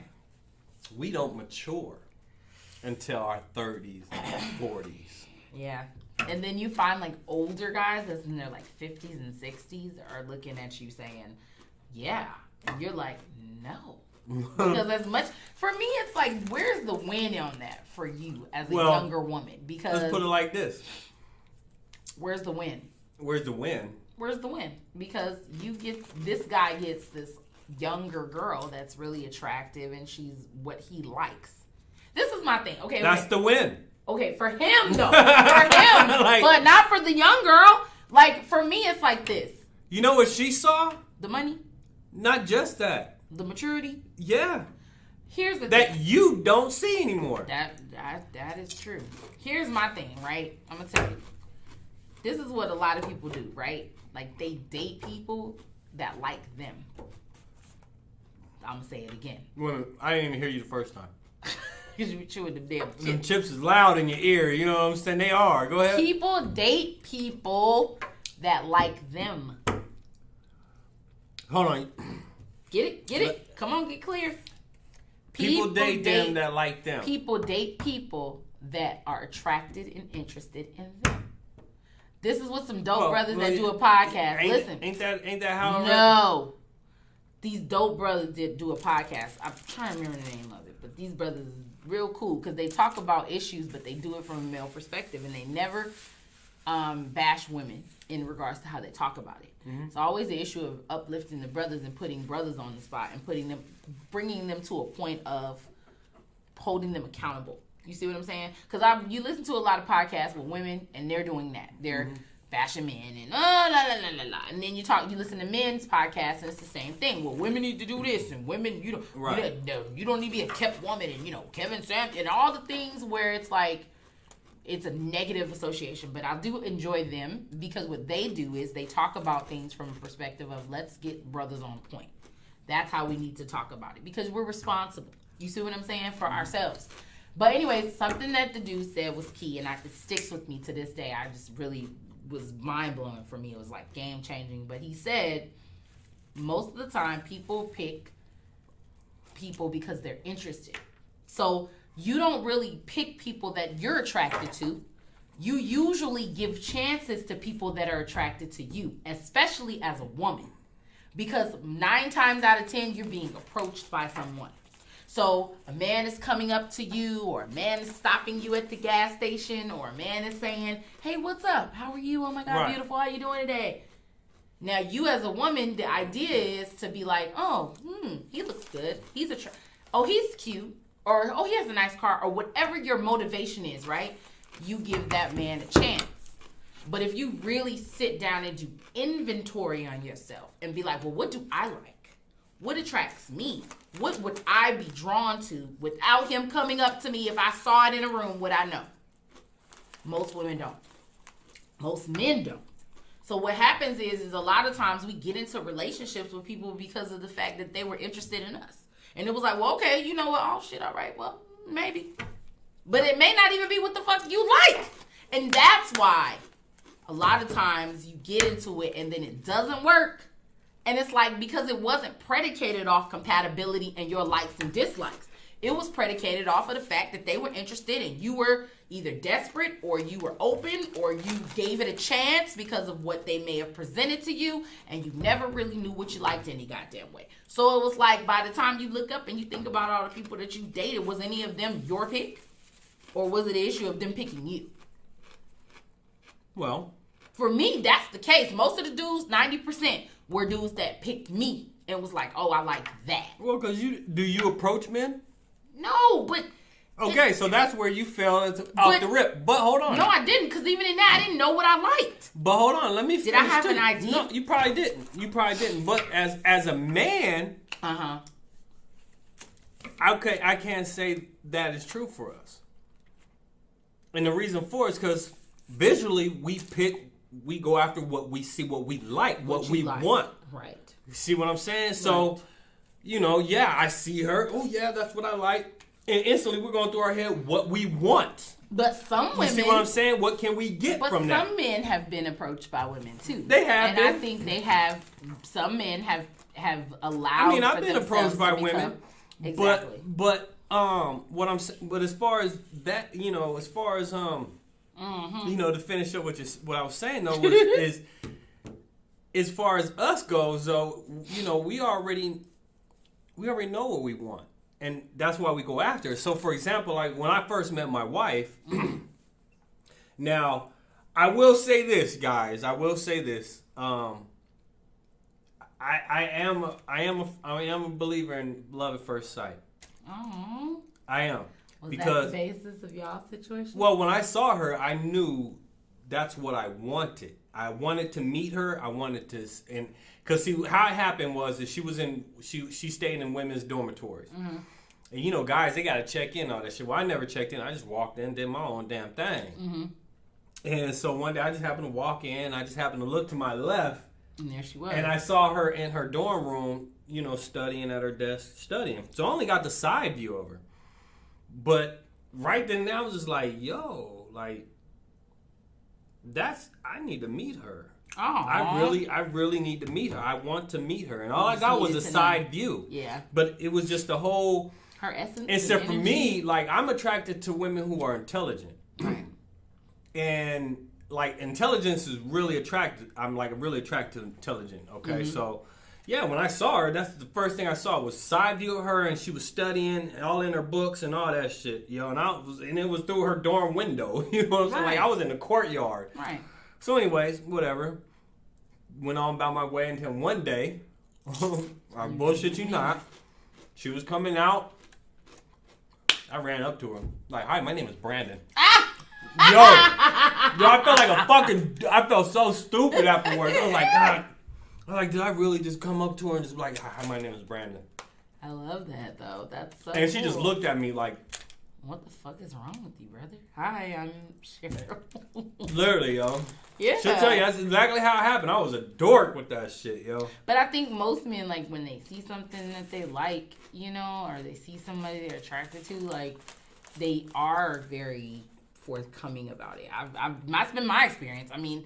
I've, been in situations where dudes have been, I'm standing there and dudes like, "So, yeah, hi," and I'm like, hey, all right. I'm not really tripping. I'm aloof to it. But for me, it's a little different. The dudes that I tend to attract are the ones who are people that I become friends with them first, and then we progress into relationships. It never really is one of those. Like, so you fuck up friendships? I don't. I never do. You fucked up your friendships. I don't. I never did. It was never meant to be that, though. It was like, I have to have that connection with a person because it gives us a foundation to start from. You said you have to be friends first, right? I like it that way. Or that seems to be the pattern. That's the Aquarius. So y'all become friends, and then you fuck your friend, and you fuck it up. Yeah. You fuck up your friendship. Yeah, I guess if you want to call it that. It is what it is, yo. I don't think so. You can't get into you can't do that. I don't think so. There's no way you can get into a relationship first expecting to be a fucking friend. Not with me, you can't. I'm not trying to be your friend. But you should have a friendship with your person. I'm trying to be on a more intimate level. But you understand relationships have different aspects to them, correct? I'm not talking intimate. It can be friendly. Intimate can be vocally. It has nothing to do with just sexual stuff. It doesn't. So again, my friendship with like my homeboy, my homegirls were never like, like where I was attracted to them, but neither were mine. And I just wanted to be friends. Those girls were the ones that I just wanted to be friends with. That was it. Right. But now, if I approach a girl, but mine weren't like that. If I approach a girl, but that wasn't and how she come at me about, she want to be friends and shit. But that never was how it went. I'm not saying it would be like that, but if you acted like that and that's how I'm coming off, like okay, she's coming off like she just want to be friends, deucing it, yo. Really? Deucing it. See, that's the weird part, because, like, all my dynamics with my, like, boyfriends that I've, like, serious ones I've had, they all were my friends first. Yo, no. Like, my kid's father was my best friend for 4 years before we ever dated. My ex-boyfriend before him, when I first met him, that was my end game. It was like, hey, I want to be friends or whatever. And he was attracted to me. I actually was not blown away by his essence when I first met him. I'll be honest. I really wasn't. It wasn't like, wow. It was more like, oh, he's cute or whatever. But it was more like, okay, he seems cool, whatever. And then I was like, well, hey, we should keep in touch. Because he lived in Cali and I lived in Georgia at the time. And I was like, we should keep in touch. And he pulled his phone out really quick. And was like, well, you can give me your number, So he was already kind of in his mind trying to see. Already trying to get at you. He was already in his head like, oh, yeah. I want to take her, and do what I'm going to do, whatever. And I'm thinking, no. But, like I said, and I never go into things like that. I never go into situations thinking like, wow, I'm trying to see what's up with you. It's more like they come to me and say, well, I'm attracted to you or whatever, and they either come romantically. Well, how come you don't approach men then? I'd like to hear this, fellas. Because, there's a lot of women out there who refuse to approach a man first. They refuse. Well, for me, that takes away from the ability for, like, a man to be a man, because isn't that the concept of courtship? For a man to come up and to say something? Who is you to define what a man is? I'm not here to define Okay, so that does not define what a man is or takes away or gives to a man. But men can profess their love better in that sense. Why do I have to walk up to you? Why do I have to do that? I can send the signals and use my feminine energy to give you every indicator you need to know that you should come over. Now, if you're going to come and do it, that's cool. But I'm not going to walk up to you and be like, hey, what's up? How are you? Can I have your number? You want to know why? Fuck all that. You want to know why? Why? You can send those signals all you want. I will. But there's a guy like me who don't understand those signals. But that's your fault. No, that's not my fault. That's your bad. That's not my fault. You don't get because there's a lot of guys out there who wasn't as popular in high school who were dating. But that ain't got shit to do with popularity. That's about feminine and masculine energy. Even then, regardless if they're popular or not, there's a lot of men out there who weren't as popular, who had women just approaching them, sending them fucking signals. Especially me, I was the freckle-faced motherfucker that motherfuckers always made fun of in school. But still, the point. So I don't know your signals. I don't know your da da da da. Woman is attracted to you, Brandon. Come on. No, I don't. You don't no. Like I said, I've had women approach me because they probably was looking at me, and I looked at them a few times and didn't catch their fucking signal. Obviously, you're tripping. So again, there's men out there who don't have those abilities to see or understand. And then on top of that, I work with a doctor right now where I'm like, yo. I'm not going. This dude is a full-fledged Revenge of the Nerds guy. Aww. He ain't gonna understand that shit. Pussy be thrown right in his face. Let me show you this. Yo, dead serious. Not saying they talk or act like that, but That was the inference, though. But yeah. For me, man, it's like I feel like this, man. At this age, at this stage, the right dude will know the signals. You know what I mean? And I think we talking about divine things now. We're not just talking about like random motherfuckers on the street. Like, oh, I'm just giving the signals out to everybody. No, we talking about a divine connection. That's what we talking about. My wife didn't give me no signals. Okay, but you went up to her though. I needed to meet you. Right. Who are you? So right. but that's the point of what I'm saying. Like, when you know what you want, you Even know. after I met her, she didn't give me no signals. But you know what besides, like, oh, this weirdo. You know. I didn't get her number until I saw her again, like, sometime later at a party. You know what you know when you know. When you meet somebody, you know. You know what you like. You know who you like. You know what you like when you see it. And you know. And when you know, you know. And they say that and it sounds cliche as fuck, but it's real talk. So what is your problem with approaching some guy that you know you like? Because I ain't met it yet. I ain't seen it. I ain't seen nothing that really fancies me, especially out here in Vegas. You probably missed him. Am I at the wrong place? You probably miss him because... Am I at the wrong place? Like, I must not... I don't go out really that much. You probably miss him because you stuck in this little... Oh, I'm not approaching no man. No, that ain't what I'm in. My thing is, I don't need to because the right dude is going to come to me correct. My thing is... God is sitting here telling you, let me tell you something, woman. He's who? First off, God is sitting here telling Where you. is he?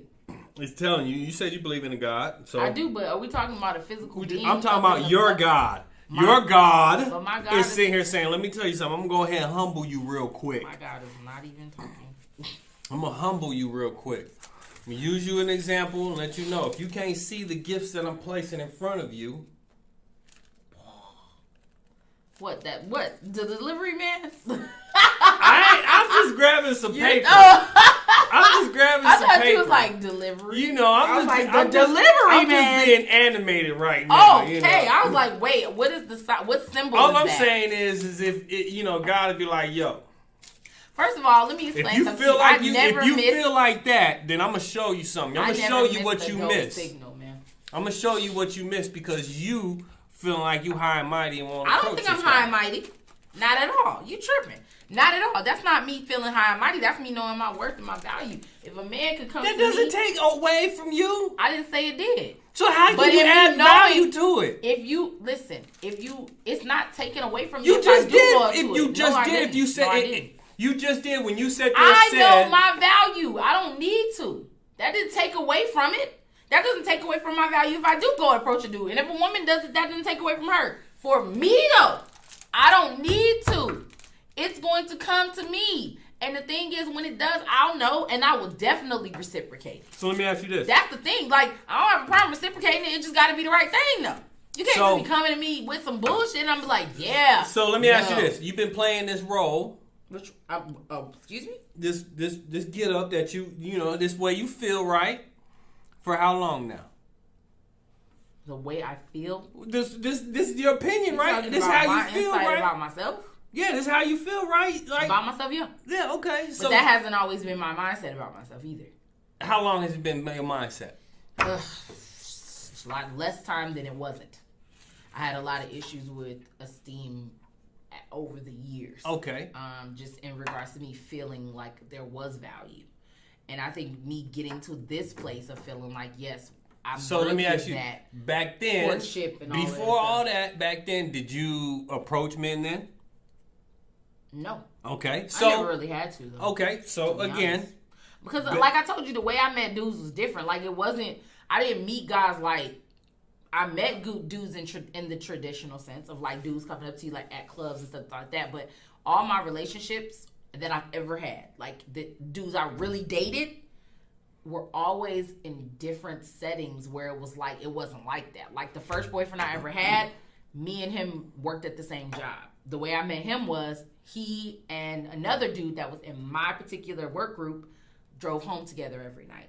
I used to take the bus home from work. So one night, my homeboy was like, I'm going to ask my homeboy, can he give you a ride? Because we ride together.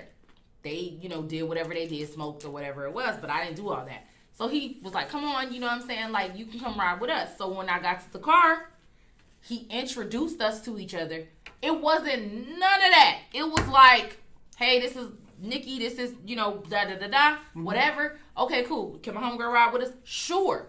Come to find out, me and him literally lived right by each other and had no idea. Then it was like, well, all right, cool. Like, I live close to you. So when he dropped me off, he's like, I literally live 2 exits away from here. So then it was like the next day, I'm like, okay, cool. Like, I'm going to see if I can start riding with them because I hated taking the bus. Right. So it was like. It was a carpool thing. Yeah. So and he dropped him off, then he dropped me off, then he dropped, so we all started riding home together. Me and him became friends. So we would talk in the car. Old boy would like be in there with us. All 3 of us was cool. We started taking his other homeboy home. It became a situation where like I just became cool with everybody. Me and him were cool for months.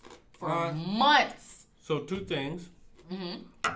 Because you're going off some tangent again because you interrupted me from what I was trying to say. It's not a tangent. I'm telling you, most of my interactions with serious relationships were always different from how you're saying it. Like me meeting a dude in a club or me meeting a guy under that pretense of walking up and introducing myself, I never had to. Because the way I met dudes or the way I got in serious relationships was always something random. Okay. And it was always an issue of nothing that was planned or I saw you and I walked up on you. It was more like I ended up doing that based off becoming friends or building a connection that way. It never was like nothing. You ain't gonna let me say it? Cause you're saying it like I'm supposed to be. I ain't even said anything yet, so you can't say I'm trying to say anything. Go ahead. Golly. Say what you're saying. So, regardless of how you met your guys back to whenever, all I'm saying is now, looking back at how that worked. Looking back at how you met all these other people. Okay. Do I go up to dudes? No. Okay. There's a formula in the system now. I meet men. That's why. All I'm saying. And there's a pattern to it. Okay. Okay. So check this out. What I'm saying is, okay, if there's a pattern, there's been this pattern for years, right? It has. Okay. Has this pattern worked? Yeah. Okay. Are you in this relationship still? No. Okay, so the pattern. But that ain't got shit to do with the success rate of the situation. How you meet the person. So me going up to a dude is gonna change it. Oh yeah, because you're actually picking the wrong pool, or you're looking at them the wrong way, or your taste or your standards are different. Looking at them the wrong way. It could be something. You could be looking at them like, like for example, I'll give you an example. There's women out there who I'm like, yo, she has a sex appeal. Like, yo, she's sexy, but she's not like a beautiful model type. But yo, she has a sex appeal. Then there's women like, yo, I just want to fuck her. And then there's women like this, like, you know what, dude, I can see myself in a relationship with. So yes, there is ways that you look at people. Now. Yeah, I mean, I get that, but... Okay, then. Because I was going to say, there's women out there who do the same shit. They look at certain men certain ways. Oh, him, he's a sugar daddy. Him, he's a relationship guy. Oh, him, he's just a fuck boy. But I'm telling you, I'm going to be honest with you. Now, hold on, let me finish. The way I meet men is not my issue. Okay, let me finish. But you're not letting me finish now. Cause I did. You just been talking for the last 20 goddamn minutes. When are you going to finish? Did you watch the other video when you said that dumb shit? You literally had talked the whole time. No, I didn't. I was trying to get a word in. And I'm sitting there like. You lying. I'm not. I watched it back. I was sitting there, I was like, now this motherfucker had all that to say. And he over there like. I've been sitting here. No, okay. So anyway. Say what you going to say, man. What I'm saying is this little system you got saying you've been using for so many years. God. If it ain't working, what? If you ain't got this, who said it's not because working? you ain't in this long-term relationship, and we're here talking about relationships right now, are we not? Yes. Okay, so something involved with your technique. Something's wrong with your process of being in the relationship. No, maybe it could be the fact that I'm choosing situations in a certain mind state. In a certain time. Ain't that what the fuck I'm just saying, yo? Because you saying I need to go pursue somebody. You're saying I need to go up and pick and do this and that. Isn't that what we're talking about? I'm telling you, maybe you should go pick them instead of them picking you. I agreed with that. I said that at the beginning of the conversation. No, you didn't. Most of us get... Did I not? Oh my God, please rewind this back. I cannot wait for you to rewatch this. Because I literally said most of the time we get into relationships with people that chose us, that are interested in us, not us choosing them. Didn't I say that? But. I said that. You did say that, but. I know I did. I didn't say you didn't say that. Yeah, you did say that. And that's. But what I'm saying. What are you saying? Is maybe you should go out and go find them. Approach somebody. Not on, oh, we're friends first shit. I didn't go out there like that either. Because it seems like that's where all your relationships have started. You said that. Which is fine. My thing is... Which, yeah, it's fine, but that's where you fuck up at. I don't think... And the reason why I say that is because everybody says it. Should I sleep with my friend? Should I do this? Will it ruin the friendship? Will it do this? If you're questioning will it ruin the friendship, yes, you fucked up in the very beginning. I never did, though. I never questioned that. Here's my thing. I picked my relationships, especially the volatile ones, the ones that weren't. Because, like, the first one I told you about was actually really dope. It was probably one of the best relationships I ever had. And it started from that foundation. But he was, like, a really dope dude. And he set the stage of what my standards should have been. The problem is that after that situation ended, I still was dealing with my own esteem and my own, like, lack of self-value and worth. So when I attracted people after that, it allowed me to come into contact with people who were vibrating at a lower frequency. So then what happens is you get into relationships with people who have similar issues with their own esteem, similar vices, similar things that they're dealing with, and then you kind of get sucked into that. And you then kind of springboard yourself from one relationship that has a bit of toxicity in it. There's love there, it's value there, but it's just the immaturity, the development is not there, so it causes a lot of drama. What happens with that is that you have other relationships you develop or friendships with people, and they see the vulnerability in that. They see the opportunity there as like an opportunist would. Like take advantage. Basically. And then what happens is they present themselves like they would be more apt to do it. And because you're in a space where you don't want to be by yourself or you don't want to deal with yourself, you're vulnerable, susceptible to jumping from one thing to the other thing without really doing what you need to do. So these are the mistakes I made because it was like I never gave myself time to heal from this to go to this. I didn't see the game and the manipulation of this over here because dealing with all of this, I was really into that, really wanted that to work out, and really was like emotionally tethered to that. But you have a friend or a person who has an interest in you from the beginning. You don't have an interest in them, but they see something in you they want to pursue. So they tell you how they listen to your problems, they listen to what you're dealing with and going through. They present themselves to be something other than that.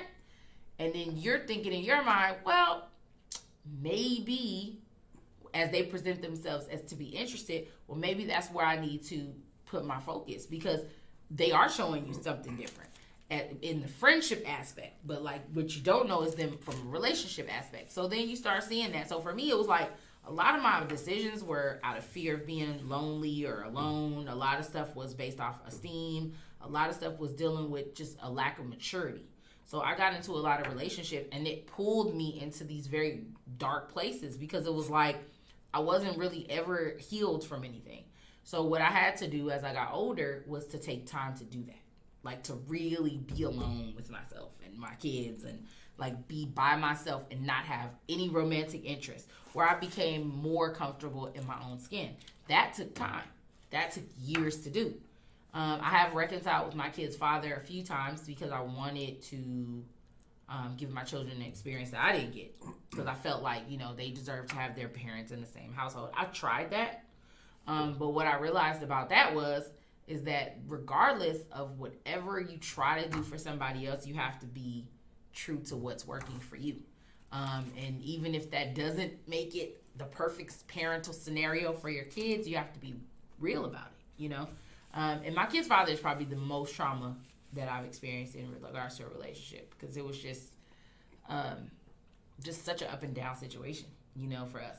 And we both did some things to each other, like you said about you and your wife, that we should have never done to each other, which is very ugly. Very ugly. Very ugly, very abusive, very, like, narcissistic, you know what I'm saying?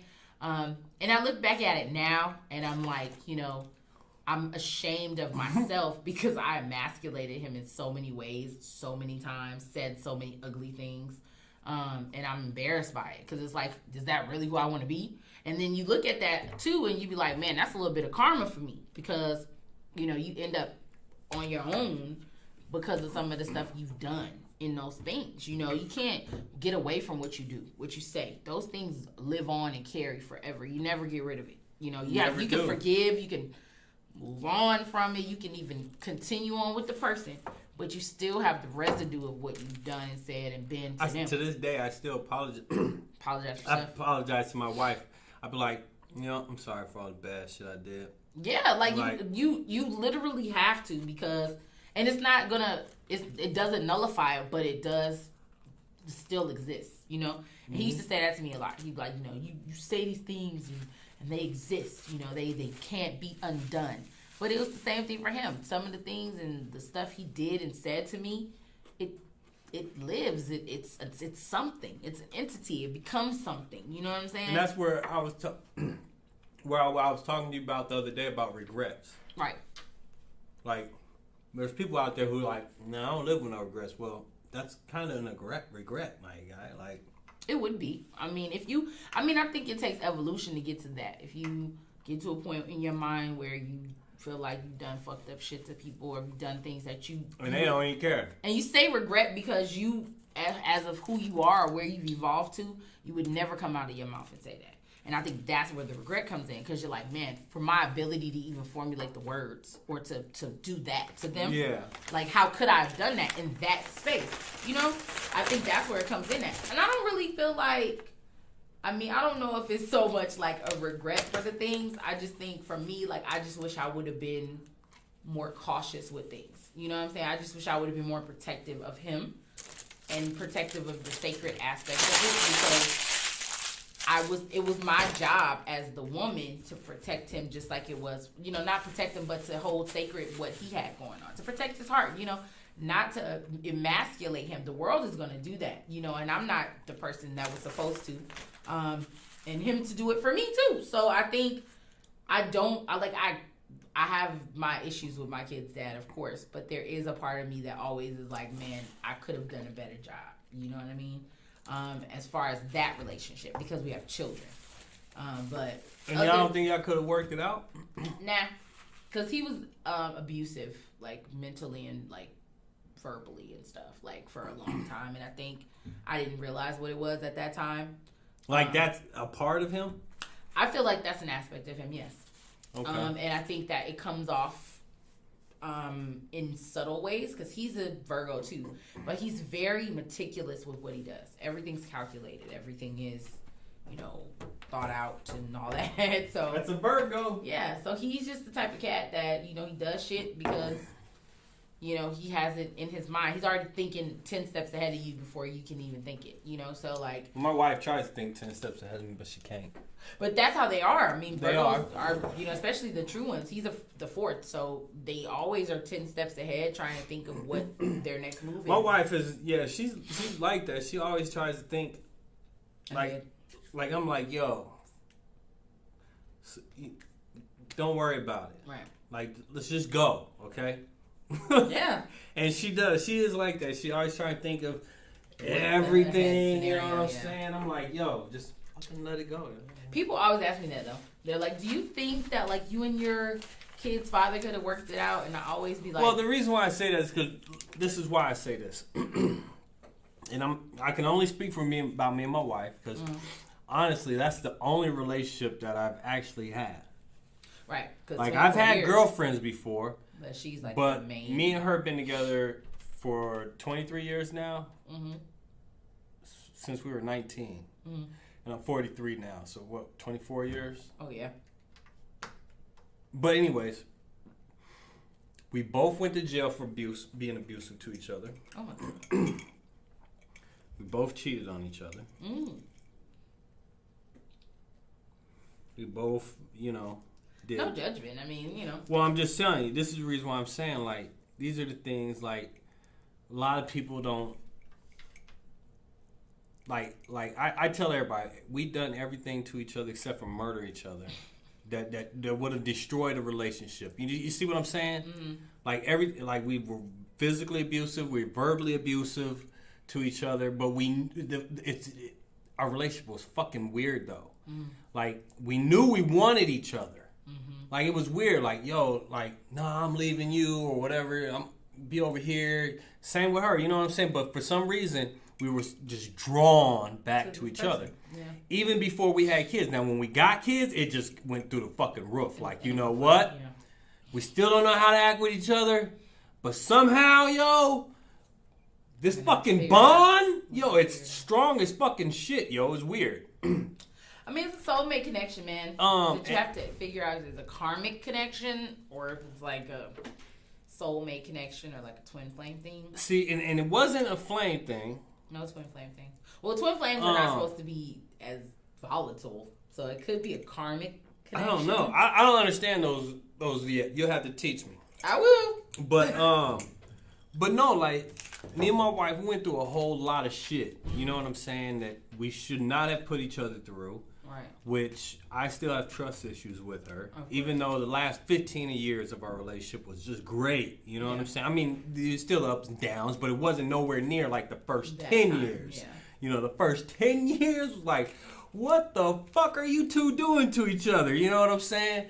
Yeah. And I mean, even worse than, I would say it was worse than Will and Smith, but we weren't open about it. You know, we weren't like, yeah, you can go do this.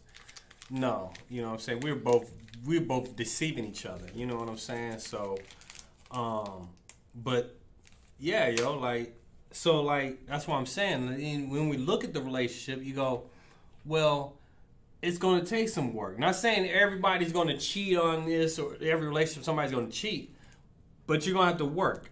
You know what I'm saying? And there's going to be some times where, because not every relationship is perfect. And not saying that just because this person cheated once already, they're going to cheat on you again. Right. You know what I'm saying? Some people are like, yo, I actually fucked up. Yeah. You know what I'm saying? You realize that. Yeah. I shouldn't have did that. You know what I'm saying? I mean, I have cheated before, so I know. And it don't feel right, do it? It's very odd. It's an odd feeling. I'm a very honest person to a fault too. So where other people would like lie about it and say, "Oh no, I'm the type that's like, yes, I did cheat and I did it, but I'm so sorry." Like that's why I'm like the type of person I can't. Like I try not to deceive as much as possible in life because I'm the type that will literally feel bad about it every single day, all the time. I'm honest to a fault. So, She no. said, I'm honest to I a am. fault. I mean, I consider it a fault because sometimes you put yourself in situations where you could have lied. You should have just lied, You could have lied and you could have made it easy. And I'm the type that's like, no, we're going to be honest and we're going to tell the truth. It's too hard for the real to be fake. It's very difficult. It's challenging. So I find myself having to tell the truth all the time. So I try to be as real as I can. I try to be as honest and transparent as I can be. I mean, as far as me and him, you know, getting like us ever, I feel like I tried as much as I can. You know, when you get to a point where you exhaust all of it and you've poured your cup out and it's empty, that's me and him. Well, because what gets me is I guess, which is wrong for me to do, which is like, I wouldn't say compare, but just to say, you know, well, what is it that I've dealt with? I'm like, oh, well, you could deal with that. Like, why is that a problem? I've dealt with things that were like not. I mean, for me, we've dealt with other people in our relationship and stuff. We dealt with, you know, physical altercations and stuff. Not like a lot, but we've dealt with stuff. You know what I'm saying? Like any couple does. Everybody has some shit they've done if they've been together for a long time. We were together for like 12 years or something. Oh, y'all were? Mm-hmm. Oh, okay. On and off. You know what I'm saying? And I mean, for me, we have history and we have so much of a story to tell, but I mean, he wasn't the person for me. That's just what it comes down to that, I feel like. Right. He just wasn't the person. We ended up having kids together. We had a connection. We were friends. You know, we had a spiritual relationship too, where he taught me so much spiritually. But as far as like, was he the dude for you? No. I mean, he's for someone. As I tell people all the time, he's not for me. Just not for me. And that's being real. Like, he's for somebody, but it just got to a point where I just didn't like who I was when I was in that situation anymore. And then it just got to a point where like I was beginning to resent him because I was like, I could do better than All right, so let me ask you this. There's more there. What was it that you didn't like who you was? Is that what you said? I didn't like who I was when I was with him. No. What did you mean by that? I felt like there was a level of restriction on like how I was, because I didn't feel, it was kind of boring. Like I'm very like I'm a type of an outgoing person. I can be very extroverted. So I like to go. I like to travel. I like to go have new experiences. I like to, I like to skate. I like to go like 90% of women. Yeah, but I like to, I like to skate. I love to do stuff with my kids. I'm very much involved in life. I'm not a big spectator. I'm more like, let's go live. Hello, let's start a business. Woo! You want to do that? Yes, I'm down. I'll help you. I'm all about execution. That's a big thing for me. I'm a big executor. You give me something, an idea, I can make it and bring it to life. Whatever it is. Hey, you want to do this? Sure. Okay. You want to do that? Okay. I want to, what do you want to do? Okay, that's me. So when I was with him, I felt very stagnant because it was never really a push to do better. It was kind of like the movement was very slow. The only place I felt like where we really were moving and growing and evolving was spiritually, where he would learn something or share things with me, or I would share something with him, and it bridged a connection with us because that was our foundation. But he wasn't a lot of fun, which when we first met, he was. And then he was kind of dull. He was a homebody where I wasn't so much that, which I didn't mind staying at home, but I did feel like there needed to be a balance. He also wasn't very ambitious either. And I think that's a biggie for me. A person who has drive and motivation to do something. It doesn't have to be what I do. It doesn't have to be how I do it. But it does need to be a level of self-love that you have for yourself, where if you weren't with me, you still would want to maintain. Exactly. You still would have a place of your own. You still have your own car. You would still have something going for yourself. Where it's like, because I love me, because I care about my own livelihood, I would never want to be without what I need or whatever. I felt like he was just very lazy and unmotivated. And that for me is like a big no-no. Because it's like, come on, man. What do you... did that lead you to do something? His laziness? Yeah, like the way he was being. No, I was always doing something. I mean, I've had a job since I was 16 years old. And then I've always been able to provide for myself. Well, what I'm saying is, like, did that lead you to, like, want to end the relationship or, like, see somebody else? The laziness led me to reevaluate. Well, that was one of the things. Is that what led you to cheat? Because you said you cheated. No, what made me cheat was he was not very affectionate at all. More than me. I am not very affectionate, but, like, he was even worse. It was like, I mean, you wouldn't even know if he was attracted to you because sometimes he wouldn't even vocalize. He wasn't even a word of affirmations type of dude. He wasn't physically affectionate. I mean, you had to literally ask. And I wasn't the only one who felt that way. He had been in other relationships where they were like, are you attracted to me? Like, do you think I'm pretty?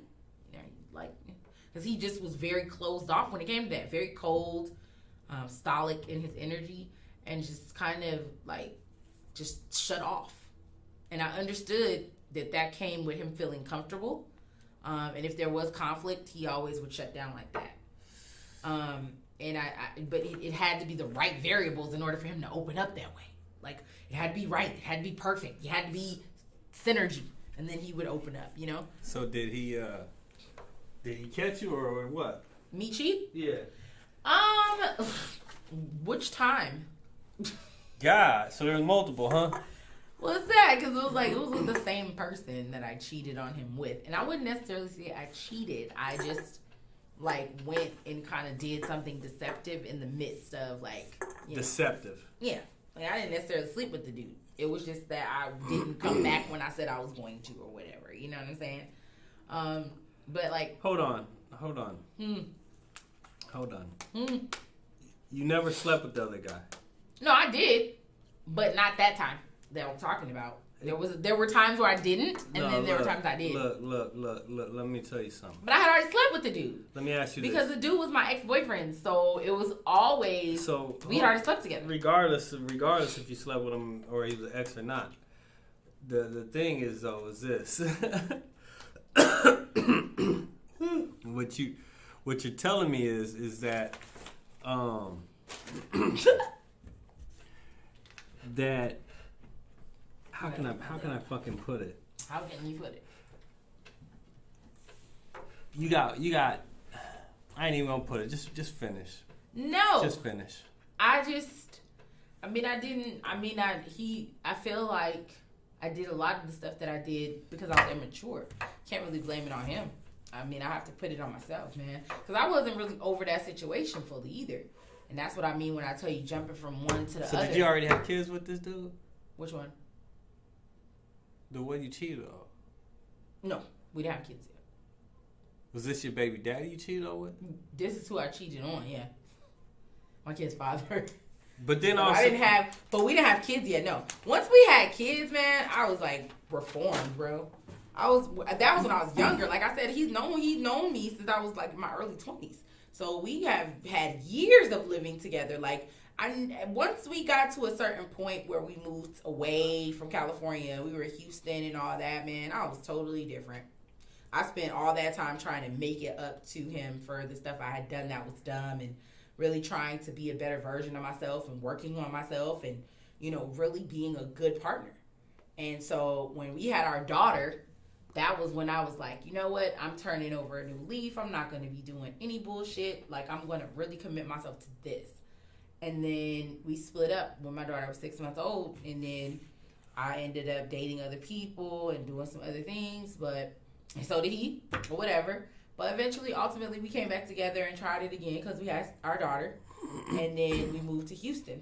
And we went there for a year and a half. And then we came to Vegas after that. And then we were together that whole time.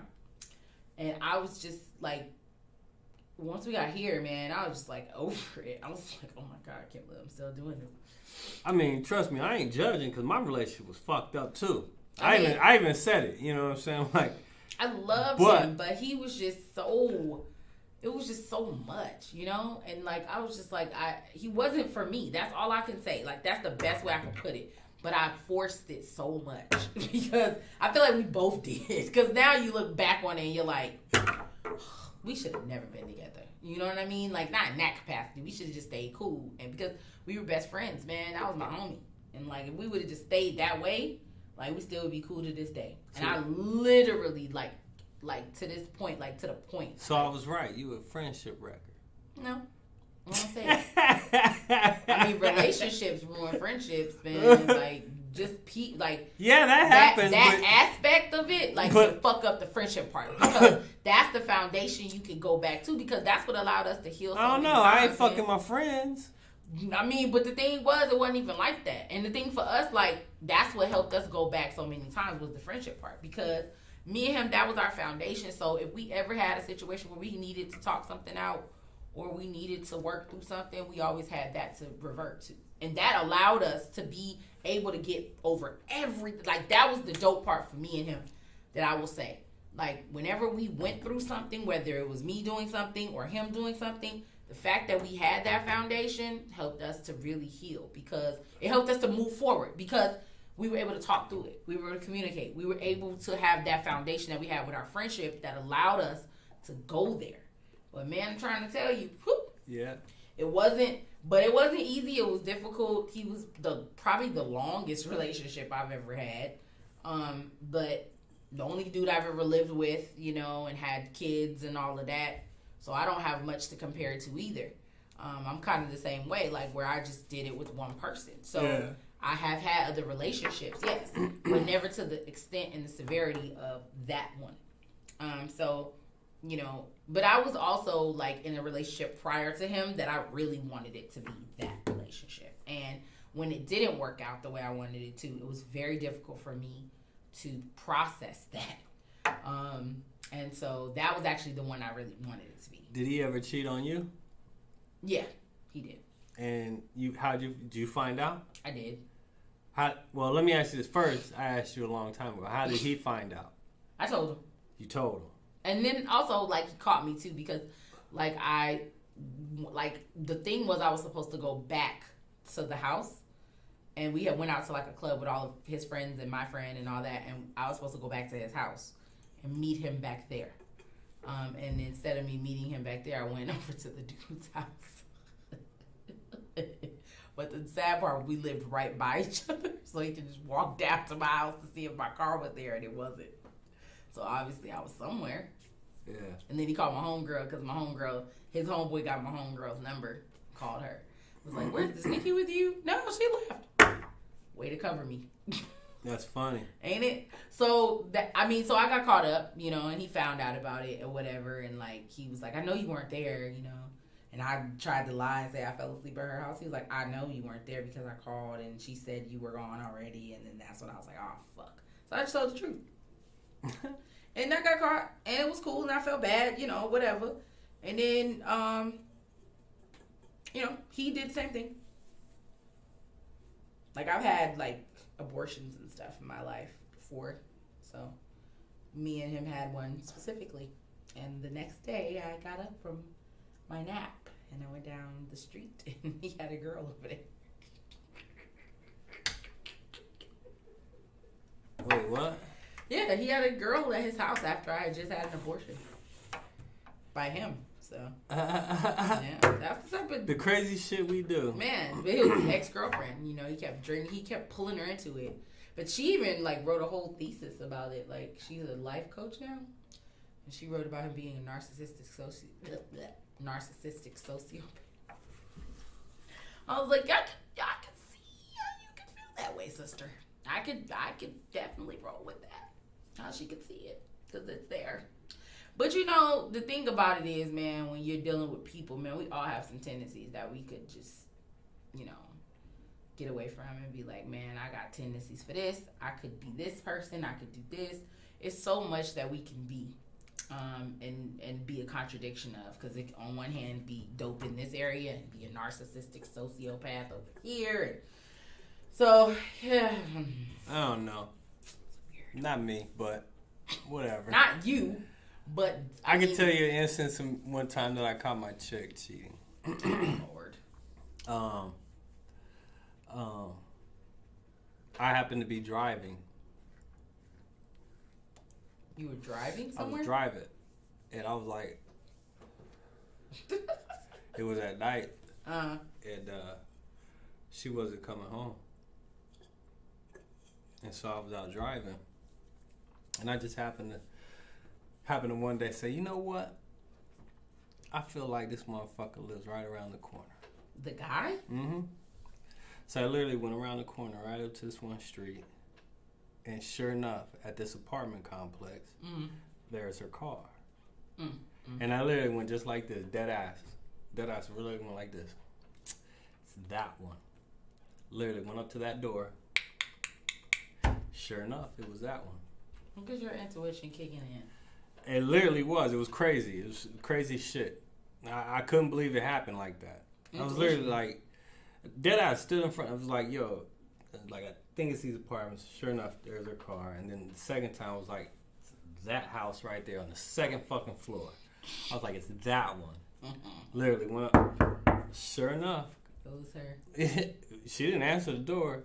His fucking sister did. I was like, oh yeah, tell them motherfuckers to come outside, yo. What? I did, yeah. That's crazy. They didn't come outside, of course. Oh no. I wouldn't have brought my ass out there. He already knew what the business was going to be. Shoot. Yeah, I wouldn't have came out there neither. Nah, none of them did. Yeah. That's crazy, man. No. But that's how it goes. I mean, I think cheating and all that stuff is just, it's something you don't need to do. You really just need to be transparent and say, I'm not feeling it. I'm going to do my own thing. Because it becomes very messy. And I think for me, well, it's a lot of work. A lot of energy. Yeah, you're giving away way too much yourself. And for me personally, I wouldn't cheat now just because for me, I'm lazy when it comes to relationships. I wouldn't cheat because I couldn't keep it straight. I mean, I'd be like, oh, but... I mean, right now, especially right now, as old as I am, look, I'm not juggling shit. I need to just do one thing because you only going to get so much out of me right now. So it's like, I'm not going to do that. I'm not going to do that because I only get so much out of my wife and she only gets so much out of me right now. I can't. But even for me, just the negativity of that, like all the things that I've done, I would never do half of that shit anymore. Like the stuff I've done, man, is like there's gauntlet of stuff. There's a gauntlet of shit that I did to her where I'm like, yo, why? But in general, shit that I wouldn't even do. Shit that I said, like things I've said, I think the most, or is what hits me the most, because I'm like, yo, that is not something I would usually say. And that's not something to say. That's how I feel. Like some of the shit I said, I was like, fuck. Especially to her. Somebody. And then one of the other things that I kind of pride myself on, which I can't, is be like, oh yeah, I've never done that. I don't like when people do that. I think I have a friend who does that.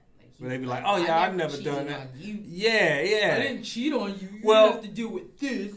You have to deal with that. I'm like, but you did other shit. Right. That wasn't that. You ain't holier than thou just because you ain't cheat on me, motherfucker. You still did shit that I was like, what the fuck? That broke me. Right. That hurt me just like me doing it to you. Like, I may not have fucked another nigga, but I might have called you a bitch or something.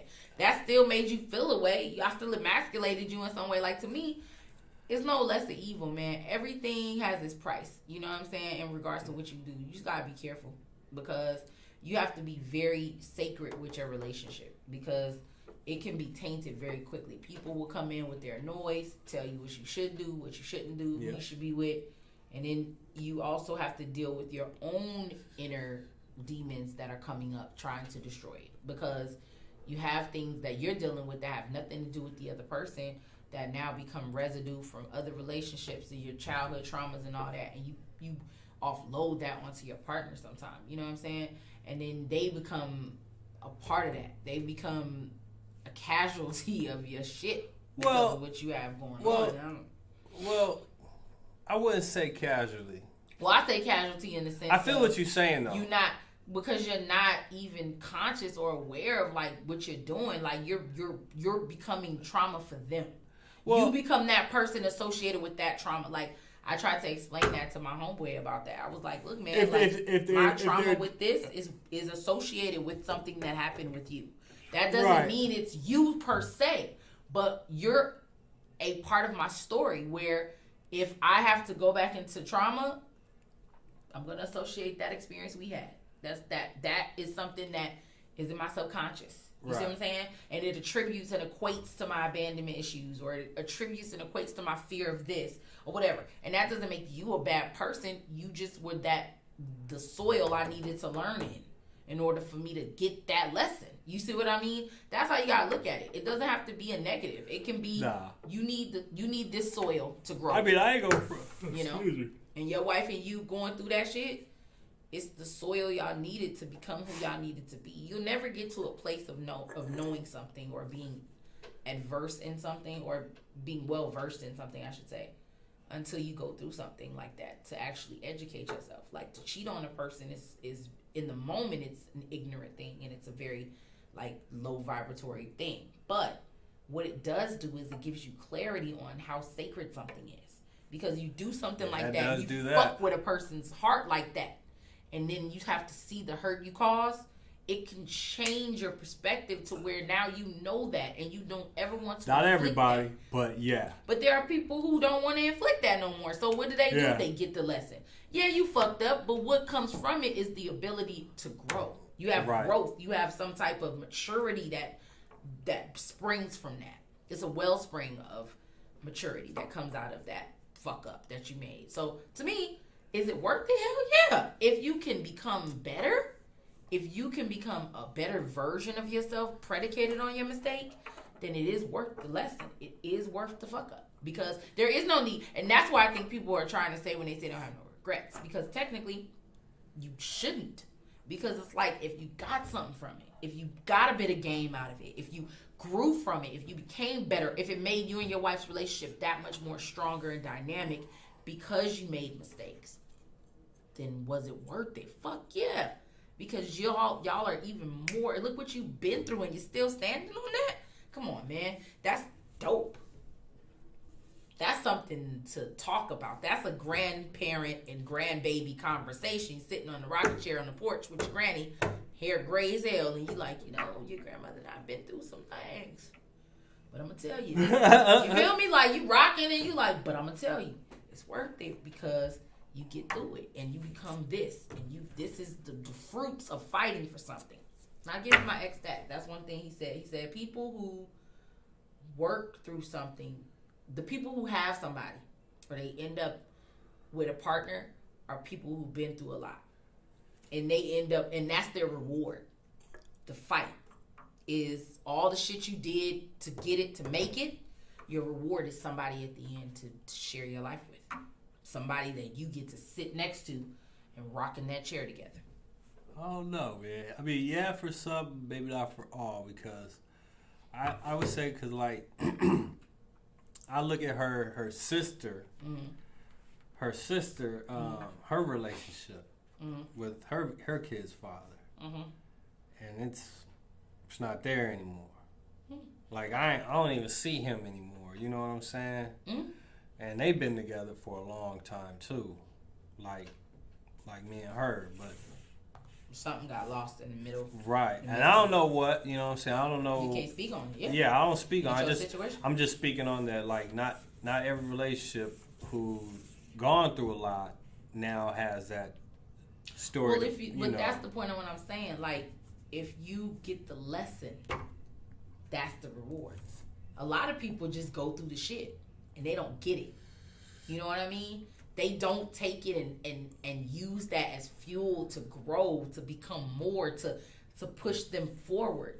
Some people take that and hold on to all the resentment and the pain and the hurt, and they become bitter, and they become broken people, and they become traumatized people, and then they're in a situation where they're holding on to all that residue, and now they just fucked up, and now they just in it, just to be in it, because they got kids, or for whatever their reasoning is. Oh, I don't want to leave because I don't really want to. Man, that's bullshit. But for those of us who take it and say, man, what is this teaching me? What is it for? And they get it and they look back and go, damn, I never do that again, because, you know. I don't know. Well, hold on. Let's look at it like this. Because, again, them scales is coming out. And, you know, I got to be the devil's advocate. Don't you? And the reason why I say this is just because a lot of times what I'm saying is because I'm really speaking for myself. Of course. That's the only way we can talk. You know what I'm saying? Because of what I've done or what I've experienced. You have. But, I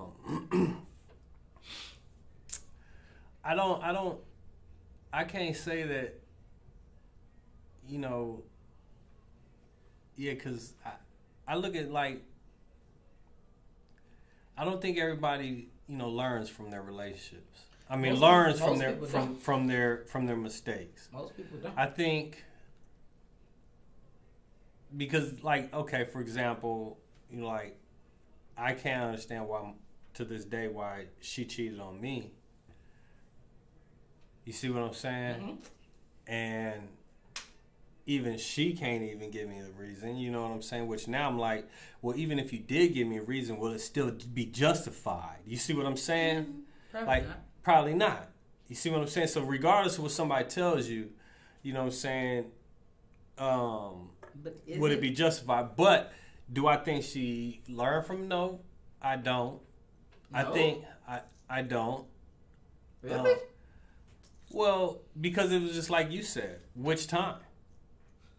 You know, it was more than once, you know what I'm saying? So, and I'm not saying that, you know, like that that I'm innocent, because I got a kid by somebody else, you know what I'm saying? So, what I'm saying is, this is why I say I don't think she loves me sometimes. Like when I told you that, I was like, I don't even think she loves me. I just think, like, I think for her, and I think for her, and I, like, again, it's just my opinion. I'm speaking for myself, not speaking for myself. I'm not speaking for her. I'm just, she probably gonna tell me, shut the fuck up. That ain't how I feel.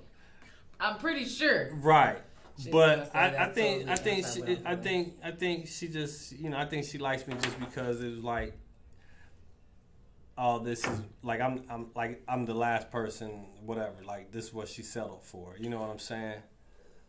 Okay, I don't think. I'm not saying she can't get somebody else. I'm saying, like, I don't think she settled though. I'm. I think, you know, I'm just gonna settle for him or something. Nah. Like, I think we underestimate our value a lot of times. We'll say, well, he settled for me, or she settled for me, or whatever. I don't think that's the case at all. I think she's choosing just like you choosing, or just like anybody else is choosing. We're all choosing something. I don't think it's a settle. I think it's a, you know, we're choosing to journey with somebody. Like, I feel like she chooses to love me when it's convenient. Well, I mean, everybody. Well, it doesn't. Everybody kind of love with conveniences or conditions at some point in time. There's people where they literally love their partner when they're doing exactly what they want them to do, and then when they're not, then it's the issue that there's a lack of love there. I think that people are conditional in their way of thinking anyway. So, I mean, it is what it is, man. Like, relationships are tough anyway. They are. And then when you're dealing with partnerships and you're trying to build something with somebody, you do have to pick wisely. You do have to pick predicated and based off of what's going to be appeasing and it's going to be edifying for you in the long term. Now, and I don't think your wife settled for you. I think that some of the things she's experiencing, she may be just dealing with those things. But I don't think. I mean, because settling is the issue of like really. I feel like people really don't give themselves enough credit because you have the option to do and choose whatever you want to. Even in you being with somebody that you may aesthetically not be attracted to, or that the situation may not be exactly what you felt like, you still choosing. Because at the end of the day, you are choosing to walk the journey with that person. You could easily be like, fuck this, I'm not doing it. If you choosing, you still doing it. You're still choosing. That's not settling to me. Settling is literally like where you don't have an option and you're just doing something. I don't even think that even applies. Because I feel like people choose. Even when they say they pick exactly what the fuck they want, they still chose. Well, I mean, like, still went with that. You like, still got that dude. Like, I mean, like, she settled. Like, she was like, you know, I'm just gonna settle with this guy because now I already had 2 kids with this guy. Like, you know what I'm saying? Like, I mean, possibly, but she still could have chose the other route. I mean, I have 2 children with somebody, and I decided I wasn't. That's the continue. thing, though. She has chose the other routes. That's what I'm saying. Like. Why did she like? I'm sorry. What did he say? Huh? This dude said, "What's up, friends? Where we buy okay? Where we buy cocaine? We would know. Unfortunately, we would not know, sir. I know, right? That's not something we would know how to do. But good luck on your search. Have a good search. That's funny though. This dude literally. I appreciate him chatting in, though. You know what I'm saying? Appreciate it. I could barely see his name, though. What is that? El Diablo. This fool said, "What's up, friends? Working out El Diablo. I'm done." I need to start wearing my glasses for real, though. I'm playing around. I keep coming to these damn podcasts without my glasses. See, yeah. I used to be able to see, but once again, man, we like. You know, we need to wrap it on up. Oh yeah, whatever, we do. Because we well past our time. But like I told you, man, I don't think settling is something I don't think that's a good term. I think everybody is free to choose. And when you get into a situation with somebody, I'm not saying she didn't have options, but she chose you. Even in her having options, she could have chose any of those. Yeah, she chose you. That's what I'm trying to say. So even in that, how she's settling because she went with you. That I think it was because, regardless. I think it was just because we just had a kid. You know what I'm saying? Regardless of what the reasoning was, regardless of whether... I honestly say, I kind of don't know why she likes me. I told you that earlier. I was like, yeah, I don't even think she likes me. Well, and I told her that, like, I don't even think you like me, yo. We're going to... What? Huh? What is he talking about? All right. And on that note, we need to wrap. All right, it's been real, man. We about to end it up though, because it is that time. We were supposed to stay an hour, but somehow it always goes over. We let you have your. This was like a what is it? A marriage counseling session for you? Who? You. For me? Probably was. You got to be. It was like a therapeutic thing. You were able to voice and let it out. Well, I mean, and I'm glad. I'm so happy. You got to tell some. You got to be vulnerable for a second. I got to be vulnerable. You did, man. He's like, I don't know how. Good luck with. Love you, new friends. Love you too. Thanks.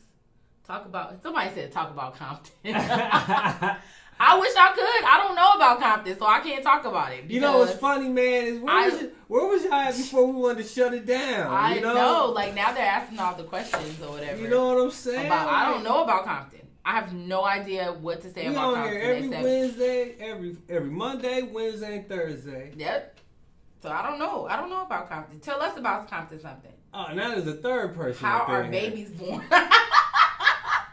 If you don't know how the hell babies are, he said by good people. By beautiful, good by beautiful How people. we done? Goodbye. We done 3 motherfuckers He in here said, chatting do now. drug kids enjoy life? What? Okay, no. Done. I'm just laughing at the comments, man. The comments are on. How are babies born? We could have been having fun with y'all earlier. The whole you know time. what I'm saying? If you don't know how babies are born, sir, I'm going to need you to go pick up a book and go read it, because it's a fun process. I will tell you that. Well, it's very enjoyable. What a key thing is we don't even know how old they is because that's. Oh, is he a child? How old are you? I believe that one's. He said, I'm 5 centimeters tall. Can I have a girlfriend? I don't know. Ask your mama. I know, right? That's something between you and your family. Is this a child? Are you a baby? How old are you? It probably ain't a child. How old are you, It probably sir? ain't a child, but How old are you? we don't know that. We don't know, and he's like talking reckless right now about cocaine. I'm pretty sure it's an telling adult. people he says he's 20. He said he's 24. You're 24? Yeah. Then I'm sure you can have a girlfriend. Then good luck. I hope you find what you're looking for.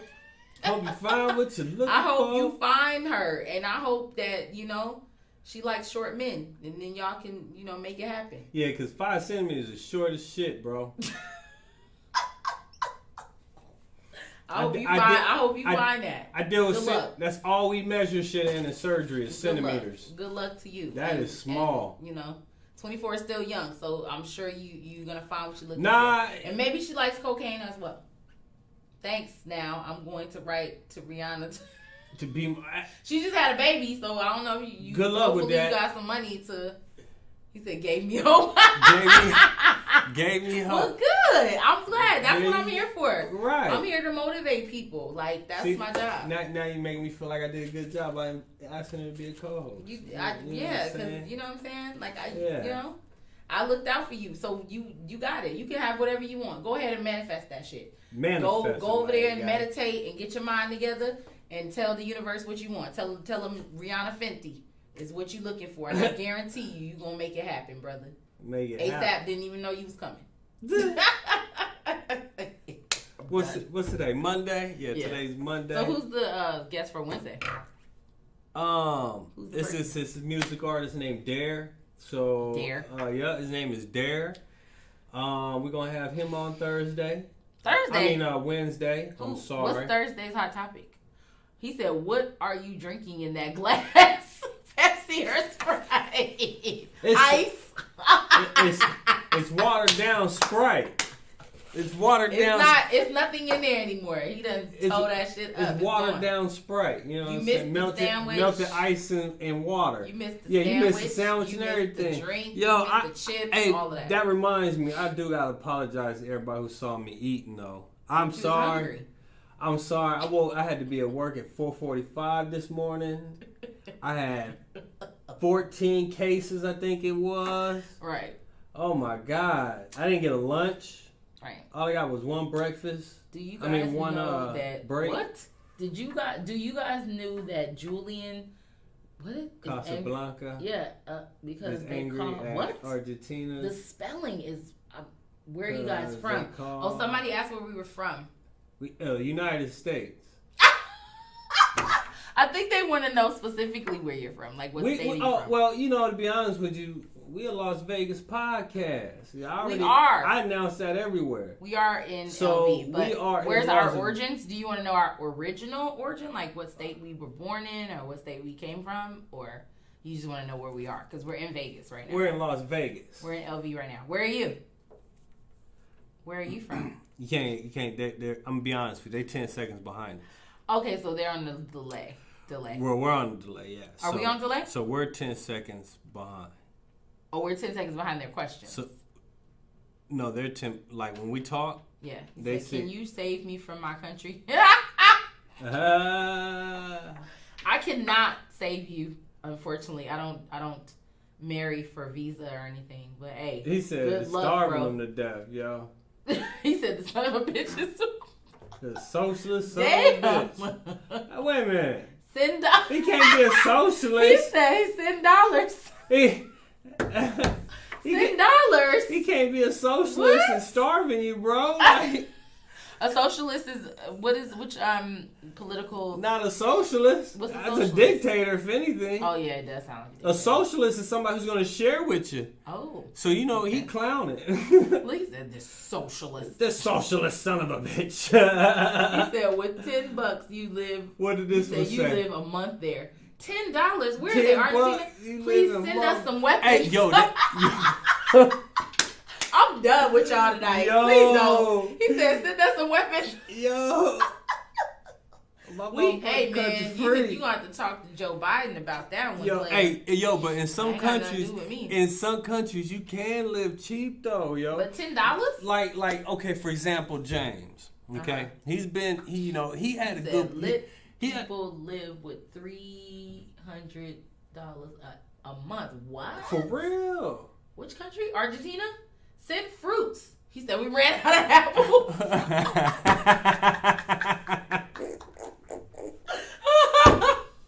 Y'all ran out of apples too? He said send fruits. He We said ran send out of fruits. apples. They yo. ran out of apples. Y'all ain't got no apples. I Where don't- y'all at? In Argentina? Yo, I ain't- That's where you guys are?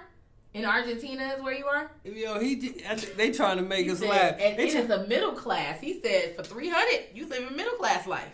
What?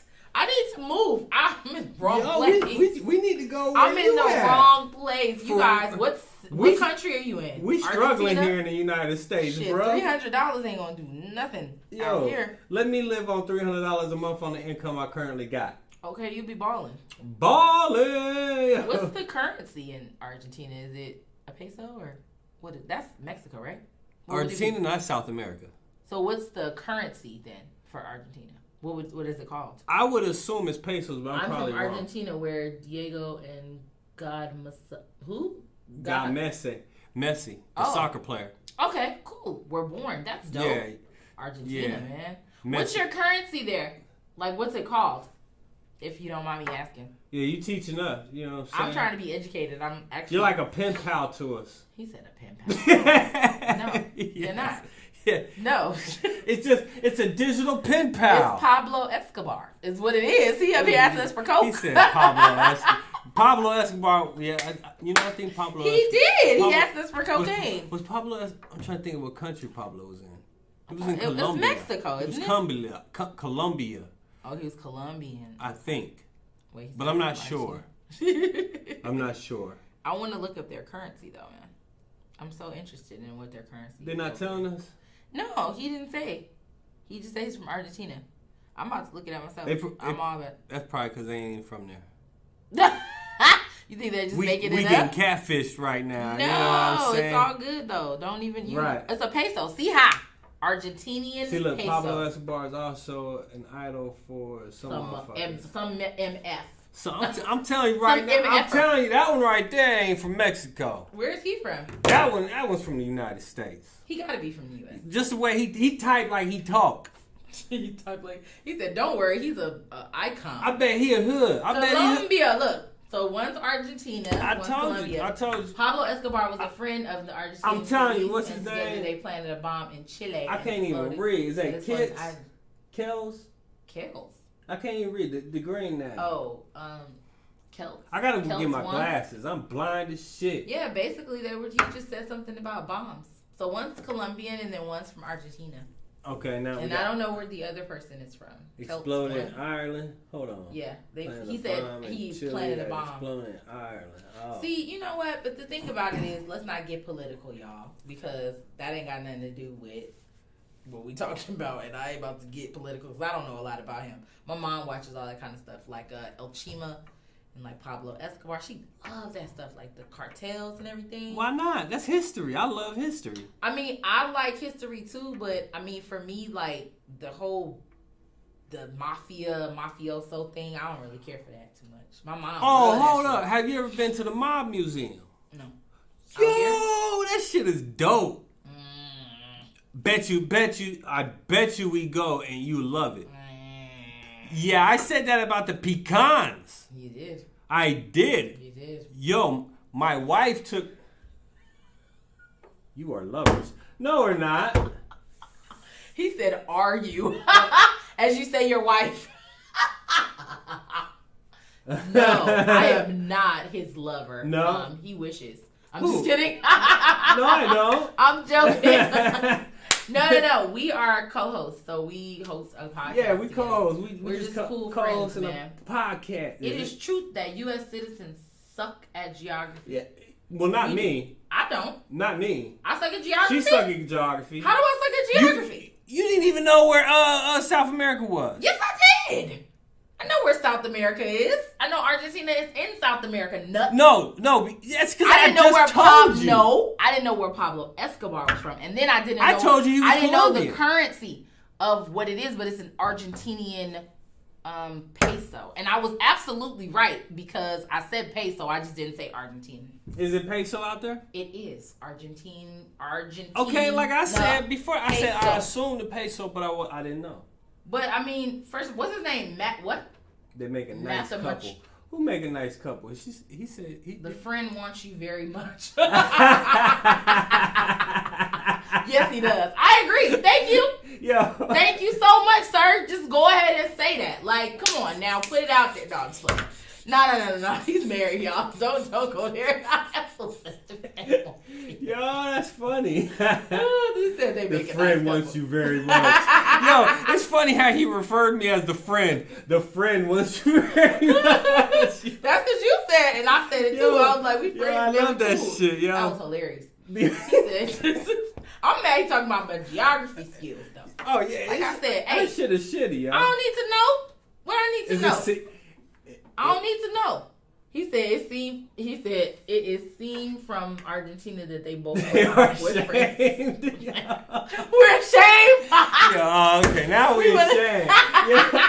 Ah. He said we're ashamed. Yeah, he did. That's fucked up. I can't believe he would say that. Yeah. I'm ashamed. Y'all be sure to follow and subscribe to us. You know what I'm saying? Because we enjoy your company. And we like to have you back. You know, like. I am not ashamed. Thank you. Okay, he said, you guys make a really cute... What the fuck? No, we don't. Stop saying that. What was it? We make a really cute couple. What is that? UW? What is that? What's that? Look, he put... Is that Pablo Escobar's face? Probably. What the fuck is that? I don't know. That's somebody's face, It looked like yo. a Buddha. Or Some motherfucker like this. I know, he's like, You know what I'm saying? No. Y'all, you know what? See, no, you assume somebody a couple because you see a man and a woman sitting at a table. That is not the case, man. Not the Everybody case. is not in the romantic They're not. relationship that's at the sitting next to each other Not laughing. today. He said something. It's an otaku bullshit. Never mind. Haha. It's an And otaku. what's an otaku? I don't know. What's an otaku? I'm about to look it up. I'm about to Google that. What he say? He said, you invite me a little soda. He said, I'm very... It's a Twitch emote of a guy laughing. He said, oh, it's a Twitch emoji. Oh, he's laughing? Okay. So they 10 seconds behind us is what I'm saying. He asked you for some soda. He said, can you invite me for some soda? You know, we always invite people on the cast. What the fuck kind of emoji is that? There is some delay, yes. Yeah. What is the emoji there? Is that a kangaroo? Nah, that's Pikachu right there. Oh yeah. I don't know Is where he they surprised? It's like what? Who is I that? don't know where they getting these emojis Is that at, yo. who is that? And I got who's what? It's a woman on the bottom now. Nah, that's a dude. That's a man. That's a dude, yeah. And you see my you look, and she was talking shit about my vision. Yo, what the fuck? He said, these are the... Oh, that's the president of Argentina. You didn't know that. You said, dude. It's still a guy. Okay, first time view. What is that? It's another viewer. But it says, what are those I pipes? think that's a check mark. I don't know Those what that are is. pipes, fool. Damn, check mark? What the fuck? You know, I'm blind. I've been saying I need to wear my glasses. I've been saying that for the longest. But I don't know who the... Yeah. What does it say? It's literally pipes. Draken, what's up, Draken? I drinking. What? I I'm thinking Draken, like Drake Yeah, but I think that's what he's saying. Like, I drank. Oh, like the slang, and I'm drinking. Only drinking. It's not drinking. It's not I drinking. It's just drinking. See, I told you, she like, man, he like, man, look at that. I thought it was an I. No, I'm not drunk. I don't drink. I smoke. Which I feel like smoking another one right now. How do they see us Argentinians, good or bad? Oh, how do people over in the U.S. see people from Argentina? Well, us guys, we love the Argentinian women. We love y'all. That might not be a y'all. Is that a woman that you're talking to? Or a dude? Well, there's more than one woman out there. Well, yeah, I don't know how women see Argentinian men, honestly, because I've never met. I don't think I've ever. We love us some Latinas, some Hispanics. Men over in the U.S. think that the women over there are super exotic, so they mess with y'all. Shut up. Yo, my wife is Hispanic, yo. He said, they told me gay or guy. What? Sounds the same. Oh, gay and guy? No. I'm gonna say no. Guy. How do they see us Argentinians, good or bad? And then they told me gay or guy sound the same. But that's not, no. Gay, no, it doesn't. Guy sounds very different from gay. Just so you know, it doesn't, no. I ain't never thought of no guys out there being gay. What? Oh, in Argentina. But I don't think that's what he was asking. I mean, I'm just assuming now. Besides what you're saying though, too, like. Well, no, I don't know, because I've never met. We don't think bad of y'all. No, I really don't think nothing. I haven't heard anybody speak bad about Argentina. He said, I used to be gay, but I saw them, and my faith in him. And heterosexuality returned. Oh. All right. Yeah. All right. Oh my God! I'm done. No. Yo. This motherfucker said I used to be gay. Said, oh, no more. Yo, so I gotta ask: was you a flamboyant gay, or was you just gay? Because there's two types of gay. How many years have they been dating? Who? We ain't dating.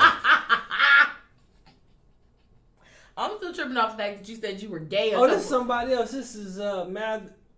No, that's the same dude. That's the one who. Oh yeah, that's the one with the. Here's my thing though. You said you was gay and then homosexuality returned. When you saw who? Who did you see that changed your faith? Changed your sex? Who did you see that changed your sexual? We ain't been dating. Nobody's dating anybody, bro. We don't date. No, we don't. He's married. Now I'm looking. Yeah, I'm married. I'm just playing. 24 years, something like that. Yeah, man, he's married, bro. Like, we don't know. We cool. Like, we're co-hosts. I guess you call us co-workers. Yeah, we're co-workers. Yeah, man, we work together. Without the pay. Right. See, what you gotta tell everybody, though? We're working on that. We're working on that. Yeah. But he looks happier with... Damn. He said he looks happier with you. That's what he said. Well, I gotta live a double life. He said, so how old are ya? I'm 43. I am 39. See, young buck. I am young buck. And I look younger than that. So that's cool. But you know what they say, it don't crack. I don't know if they tell y'all that in Argentina. But it don't crack. He said, did you see the drug series? No. My mom watches it, actually. My mother has watched all of that. So she watches all that. El Chima, Narcos, whatever it is. She waits for the season. I haven't seen it. My mom watches all that stuff. She loves it. My mom is addicted to it. She can sit there and just watch it over. Like, it's absolutely crazy how much she watches that stuff. Just kills it. Like, she'll binge it. You know what I mean? Dang. Like, Narcos is serious. And I've kind of chimed in a few times when she was watching it. Like, what'd you think of it? Like I told you, that's not really my thing. You know, like the whole drug cartel and all of that. That ain't really me. What do you like? Snow White? No. See how you Cinderella? Now you trying to talk shit? No. Yeah, I'm talking shit. I ain't gonna lie. I'm a comedy person. I love comedies. I love to laugh. And then I like National Geographic. I like to watch nature. Anything with nature, I'm down. And then Do you go camping? I have not been camping, but I would like to. I would actually like to RV at some places and do some like cross country. I want to go to a couple of national parks here. She wouldn't laugh. Like Yosemites and stuff. Why not? He said, well, see you guys. Good stream. Yeah, man. Come back. Thank you so much for visiting with us. We loved having you. Thank you so much. Yeah. We loved it. So please subscribe to the channel, man. Come back and check us out. Most definitely. Watch some more of our shows and come holler at us again because you're so fun. We on here every Wednesday, every Monday, Wednesdays, and Thursday. We like talking to you. I don't know why I can't get my days right, yo. It's been a long day for me. I think so. You're rolling into literally it being again 24 hours. Yeah, we're supposed to be ending it though. We were. Until you guys joined us. Lovely people joined us. And we extended like another 30 minutes somehow. We did. Time flew by. It did. That's when you're having fun for real. Right. So, see, we could have been doing this for a whole 2 hours with you guys. Man, it would have been so cool. It would have been fun. Streamed and But we'll be on here Wednesday. So come back and holler at us, guys. Wednesday. Good to hear you guys. Nice podcast. Appreciate that, man. Yay! Thank you. That's what we like to hear, man. Much love there. Hold on. Come back and I holler got at something to show y'all. Hold on real quick. Let me go to it. Please. Let me show you guys. Oh, wrong button real quick. Was that it? What are you... I'm done. No. Yeah, there it is. There. What are you... I got a little lost. But this is one of those things where we go, oh, no, I got to fix it. Oh, my God. Okay. So I have to reset it up because I ain't got the DJ booth right. We have one more question. Okay. So I'm gonna end it with this question: what's your favorite Disney movie? Okay. Go. What's yours? So my favorite Disney movie would have to probably be. I don't even know if it's a Disney movie, but it's it's the one where it's the family going against the alien invasion. What is that called? What? Yeah, I don't even think it's a. Okay. He said Pirates of the Caribbean. My favorite Disney movie is Lion King. Blah. I do. Love Lion King. My favorite, the best. I like the new Lion King. I like the old one where they were singing. He said, "What the fuck? Ha ha ha." That's the shit, man. I'm trying to tell you, tripping. Man, Lion King is the business, and I like Encanto too because that's the new one. And my kids loved it, but I actually liked it. I could sit through the whole thing, and I was actually popping with Encanto. So. You know, it's funny you said Encanto's Pirates good. of the Caribbean because I was just watching that last night with my wife. Pirates of the Caribbean was a good one, though. It is. It's a good one. Man, your boy Johnny Depp, man, we got to have a whole conversation about that. Have you watched some of that trial before? I don't think it's him. Woo! It was a huge drama. What was the drama about Encanto? Because it was culturally, like, really? Did they feel like it was culturally biased or it was just, like, culturally offensive? Because, you know, they had that, it was supposed to be Colombian and all of that. And They put white people in there? No. I mean, the characters fit the theme. It wasn't anything. So how was it culturally bad then? Well, he said it was a huge drama about it, so I don't know if maybe somebody... What was the drama? That's what I asked him. I was like, what? Like, what was the drama with Encanto? Because it's super popular. So I'm like, there's got to be something. I didn't even know there was a drama. I didn't either. He said it was. I was like, there's a huge drama about Encanto? Really? That's a dope one. I love that movie, though. It was really good. Now, I like Coco. Oh, my homegirl, her daughter loves it, too. She's like, that movie, Coco, is dope. He said because of Peppa. What? Because she was light? Because she was lighter? Ooh, she was actually. And she had red hair. So she kind of had a ginger look. She kind of looked like she could have been Irish. And that could have been... I'm serious. Hey, she did. She looked like an Irish They woman. said we're going to bring out the Irish chick over here. She was the one who did the weather. Peppa was the one who was affected by the weather. So every time that, like, emotionally somebody did something to her, her emotions were affected the weather.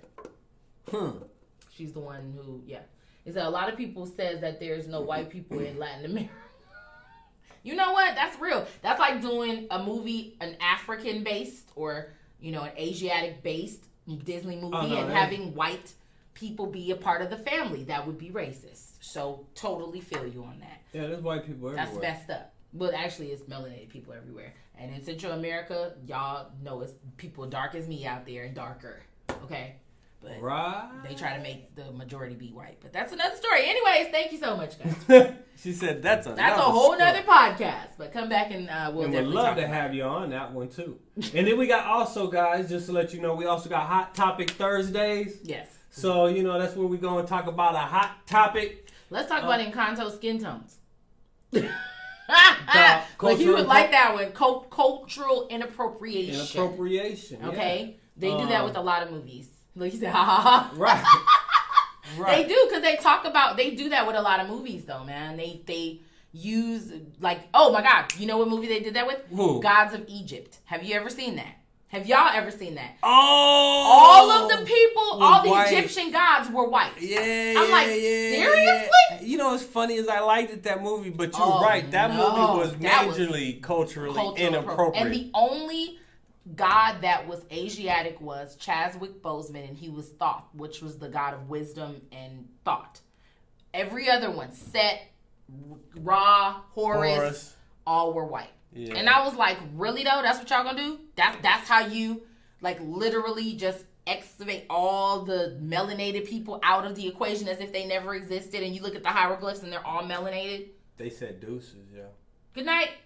That's what they said when they said, you know what, we're gonna make this movie, but we gonna make but that's cultural inappropriation, and the thing about it is that's racist, because what it does is it completely nullifies the melanated person from that experience and makes it seem like we weren't there. And then if you look at the movie, you'll see all of the and slaves, makes him a hero at the same time. Exactly, all the slaves were melanated people. If you watch sections, they said we're gonna be accurate about that though. No, but that's bullshit. I ain't about to go there with that shit, man. That's some old discriminatory mess. Same happens in all the Disney movies when the bad people are fat and the good ones are skinny. except for what is it? Princess and the Frog. He actually, you know, the guy, what was his name? The voodoo man. He was skinny. The voodoo man. He was like super skinny, so I get it. He was. And he said, look, old. He said, and Maleficent. And Maleficent. I liked Maleficent. That was actually a good one. That was a good one. My wife really likes that movie a lot. Maleficent was good. But of course, as you know, when they call them the Moors, right? Moors are supposed to be more melanated people. But guess who the Moors were? White people. Just so you know. They always do that. He's absolutely correct. So right on to you, bro, because they always do that in Disney movies. They always take antiquity or history, and then they change the narrative and make them different nationalities. So well, they're learning not to do that no more. That's bullshit. They up here trying to. That's like a cult. You know how like they make a slave movie every 10 years or every 4 years. Do they? Yes. I didn't know that. They was doing that big for a minute, like 12 Years a Slave. Then they come with Django. Then it's this, because it's to continue to keep the cycle and perpetuation of slavery in your brain. So they doing that with Disney. Now it's like, ooh. I didn't know they were. I didn't know. Ooh, Disney. Honestly, I didn't even know those movies were made by Disney. Which one, Maleficent? Not the slave movies. Django, yeah. No. It's not made by Disney. But what I'm saying is that the industry itself, Hollywood, the machine itself, they do that every so often throughout the years to try to perpetuate slavery. To keep the mindset that that's where we were, that's what we experienced. Same thing with, like he was saying, with the Disney movies. They take those movies and make culturally acceptable movies to show inclusiveness, to be inclusive. Well, I mean, as far as like the time spent that they were knocking out movies. Oh hell yeah! If you start looking up the slave movies and slave narratives and see how they were dropping them. Boom, boom, boom, boom, boom, boom. Yeah, I didn't know they were dropping the shit out of it. Like 12 Years a Slave, then Django's over here, then this, then you're like, wait. And then they're busting out Oscars for that. I knew for a minute there they were coming out a lot, but I didn't know it was like. And they were busting out Oscars for that. Every time we were doing some slave narrative or we were doing some shit like that, it was some racist mess, they win an award.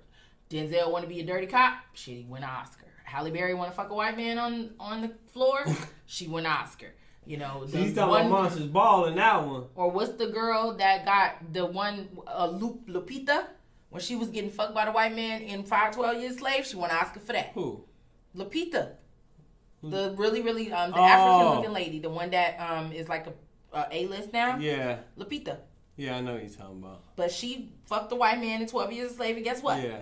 Got an Oscar for it. So anytime you perpetuate and see us doing some shit like that, that's when we win at Oscars and they perpetuating us as peons and we're, these subservients. And I'm like, okay, great. Love that narrative. It's not. Anyways, guys, we're going to sign off, man. It's almost 10 o'clock here in the States, but we love you guys. Thank y'all so much for tuning in. Until next time on Wednesday, we're going to be interviewing Dare music artists. So really looking forward to talking to that brother and like touching base with him and, getting some insight on his journey and all that. And then, of course, Hot Topic Thursdays, we're going to be back talking some more mess. But check us out then. Until that time, man, love, light. You guys be safe out there. And it was a dope show. And one other thing, too, which she hasn't been doing, but she is going right now, is tell them about how they can find your business. Oh, man, I need to be doing that. Okay, so for those of you who are Vegas-based and you have kids.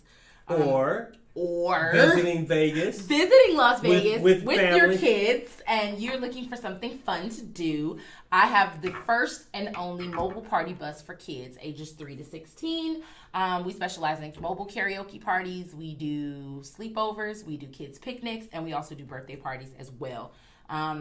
Or if you just want a little fun time with your daughter and her besties, we also do Me and My Cuties, where we have a smaller package for kids. So please feel free to go to our website, www.cuties with a K and cupcakes with a K, spabus.com. You can also find us on Instagram at cuties and cupcakes spabus on there as well, and on Facebook too. Feel free to follow us, man. We would love to party and sparty with you. Spa themed party bus for girls. So check us out, man. Hang with us. We would love to have you. So definitely. And don't forget to follow and subscribe to our channels so you can stay up to date on us. The Spot Podcast, man. And be with us next time we're on Wednesday. Exactly. Peace All out, right, y'all. guys. You enjoy life. Love it.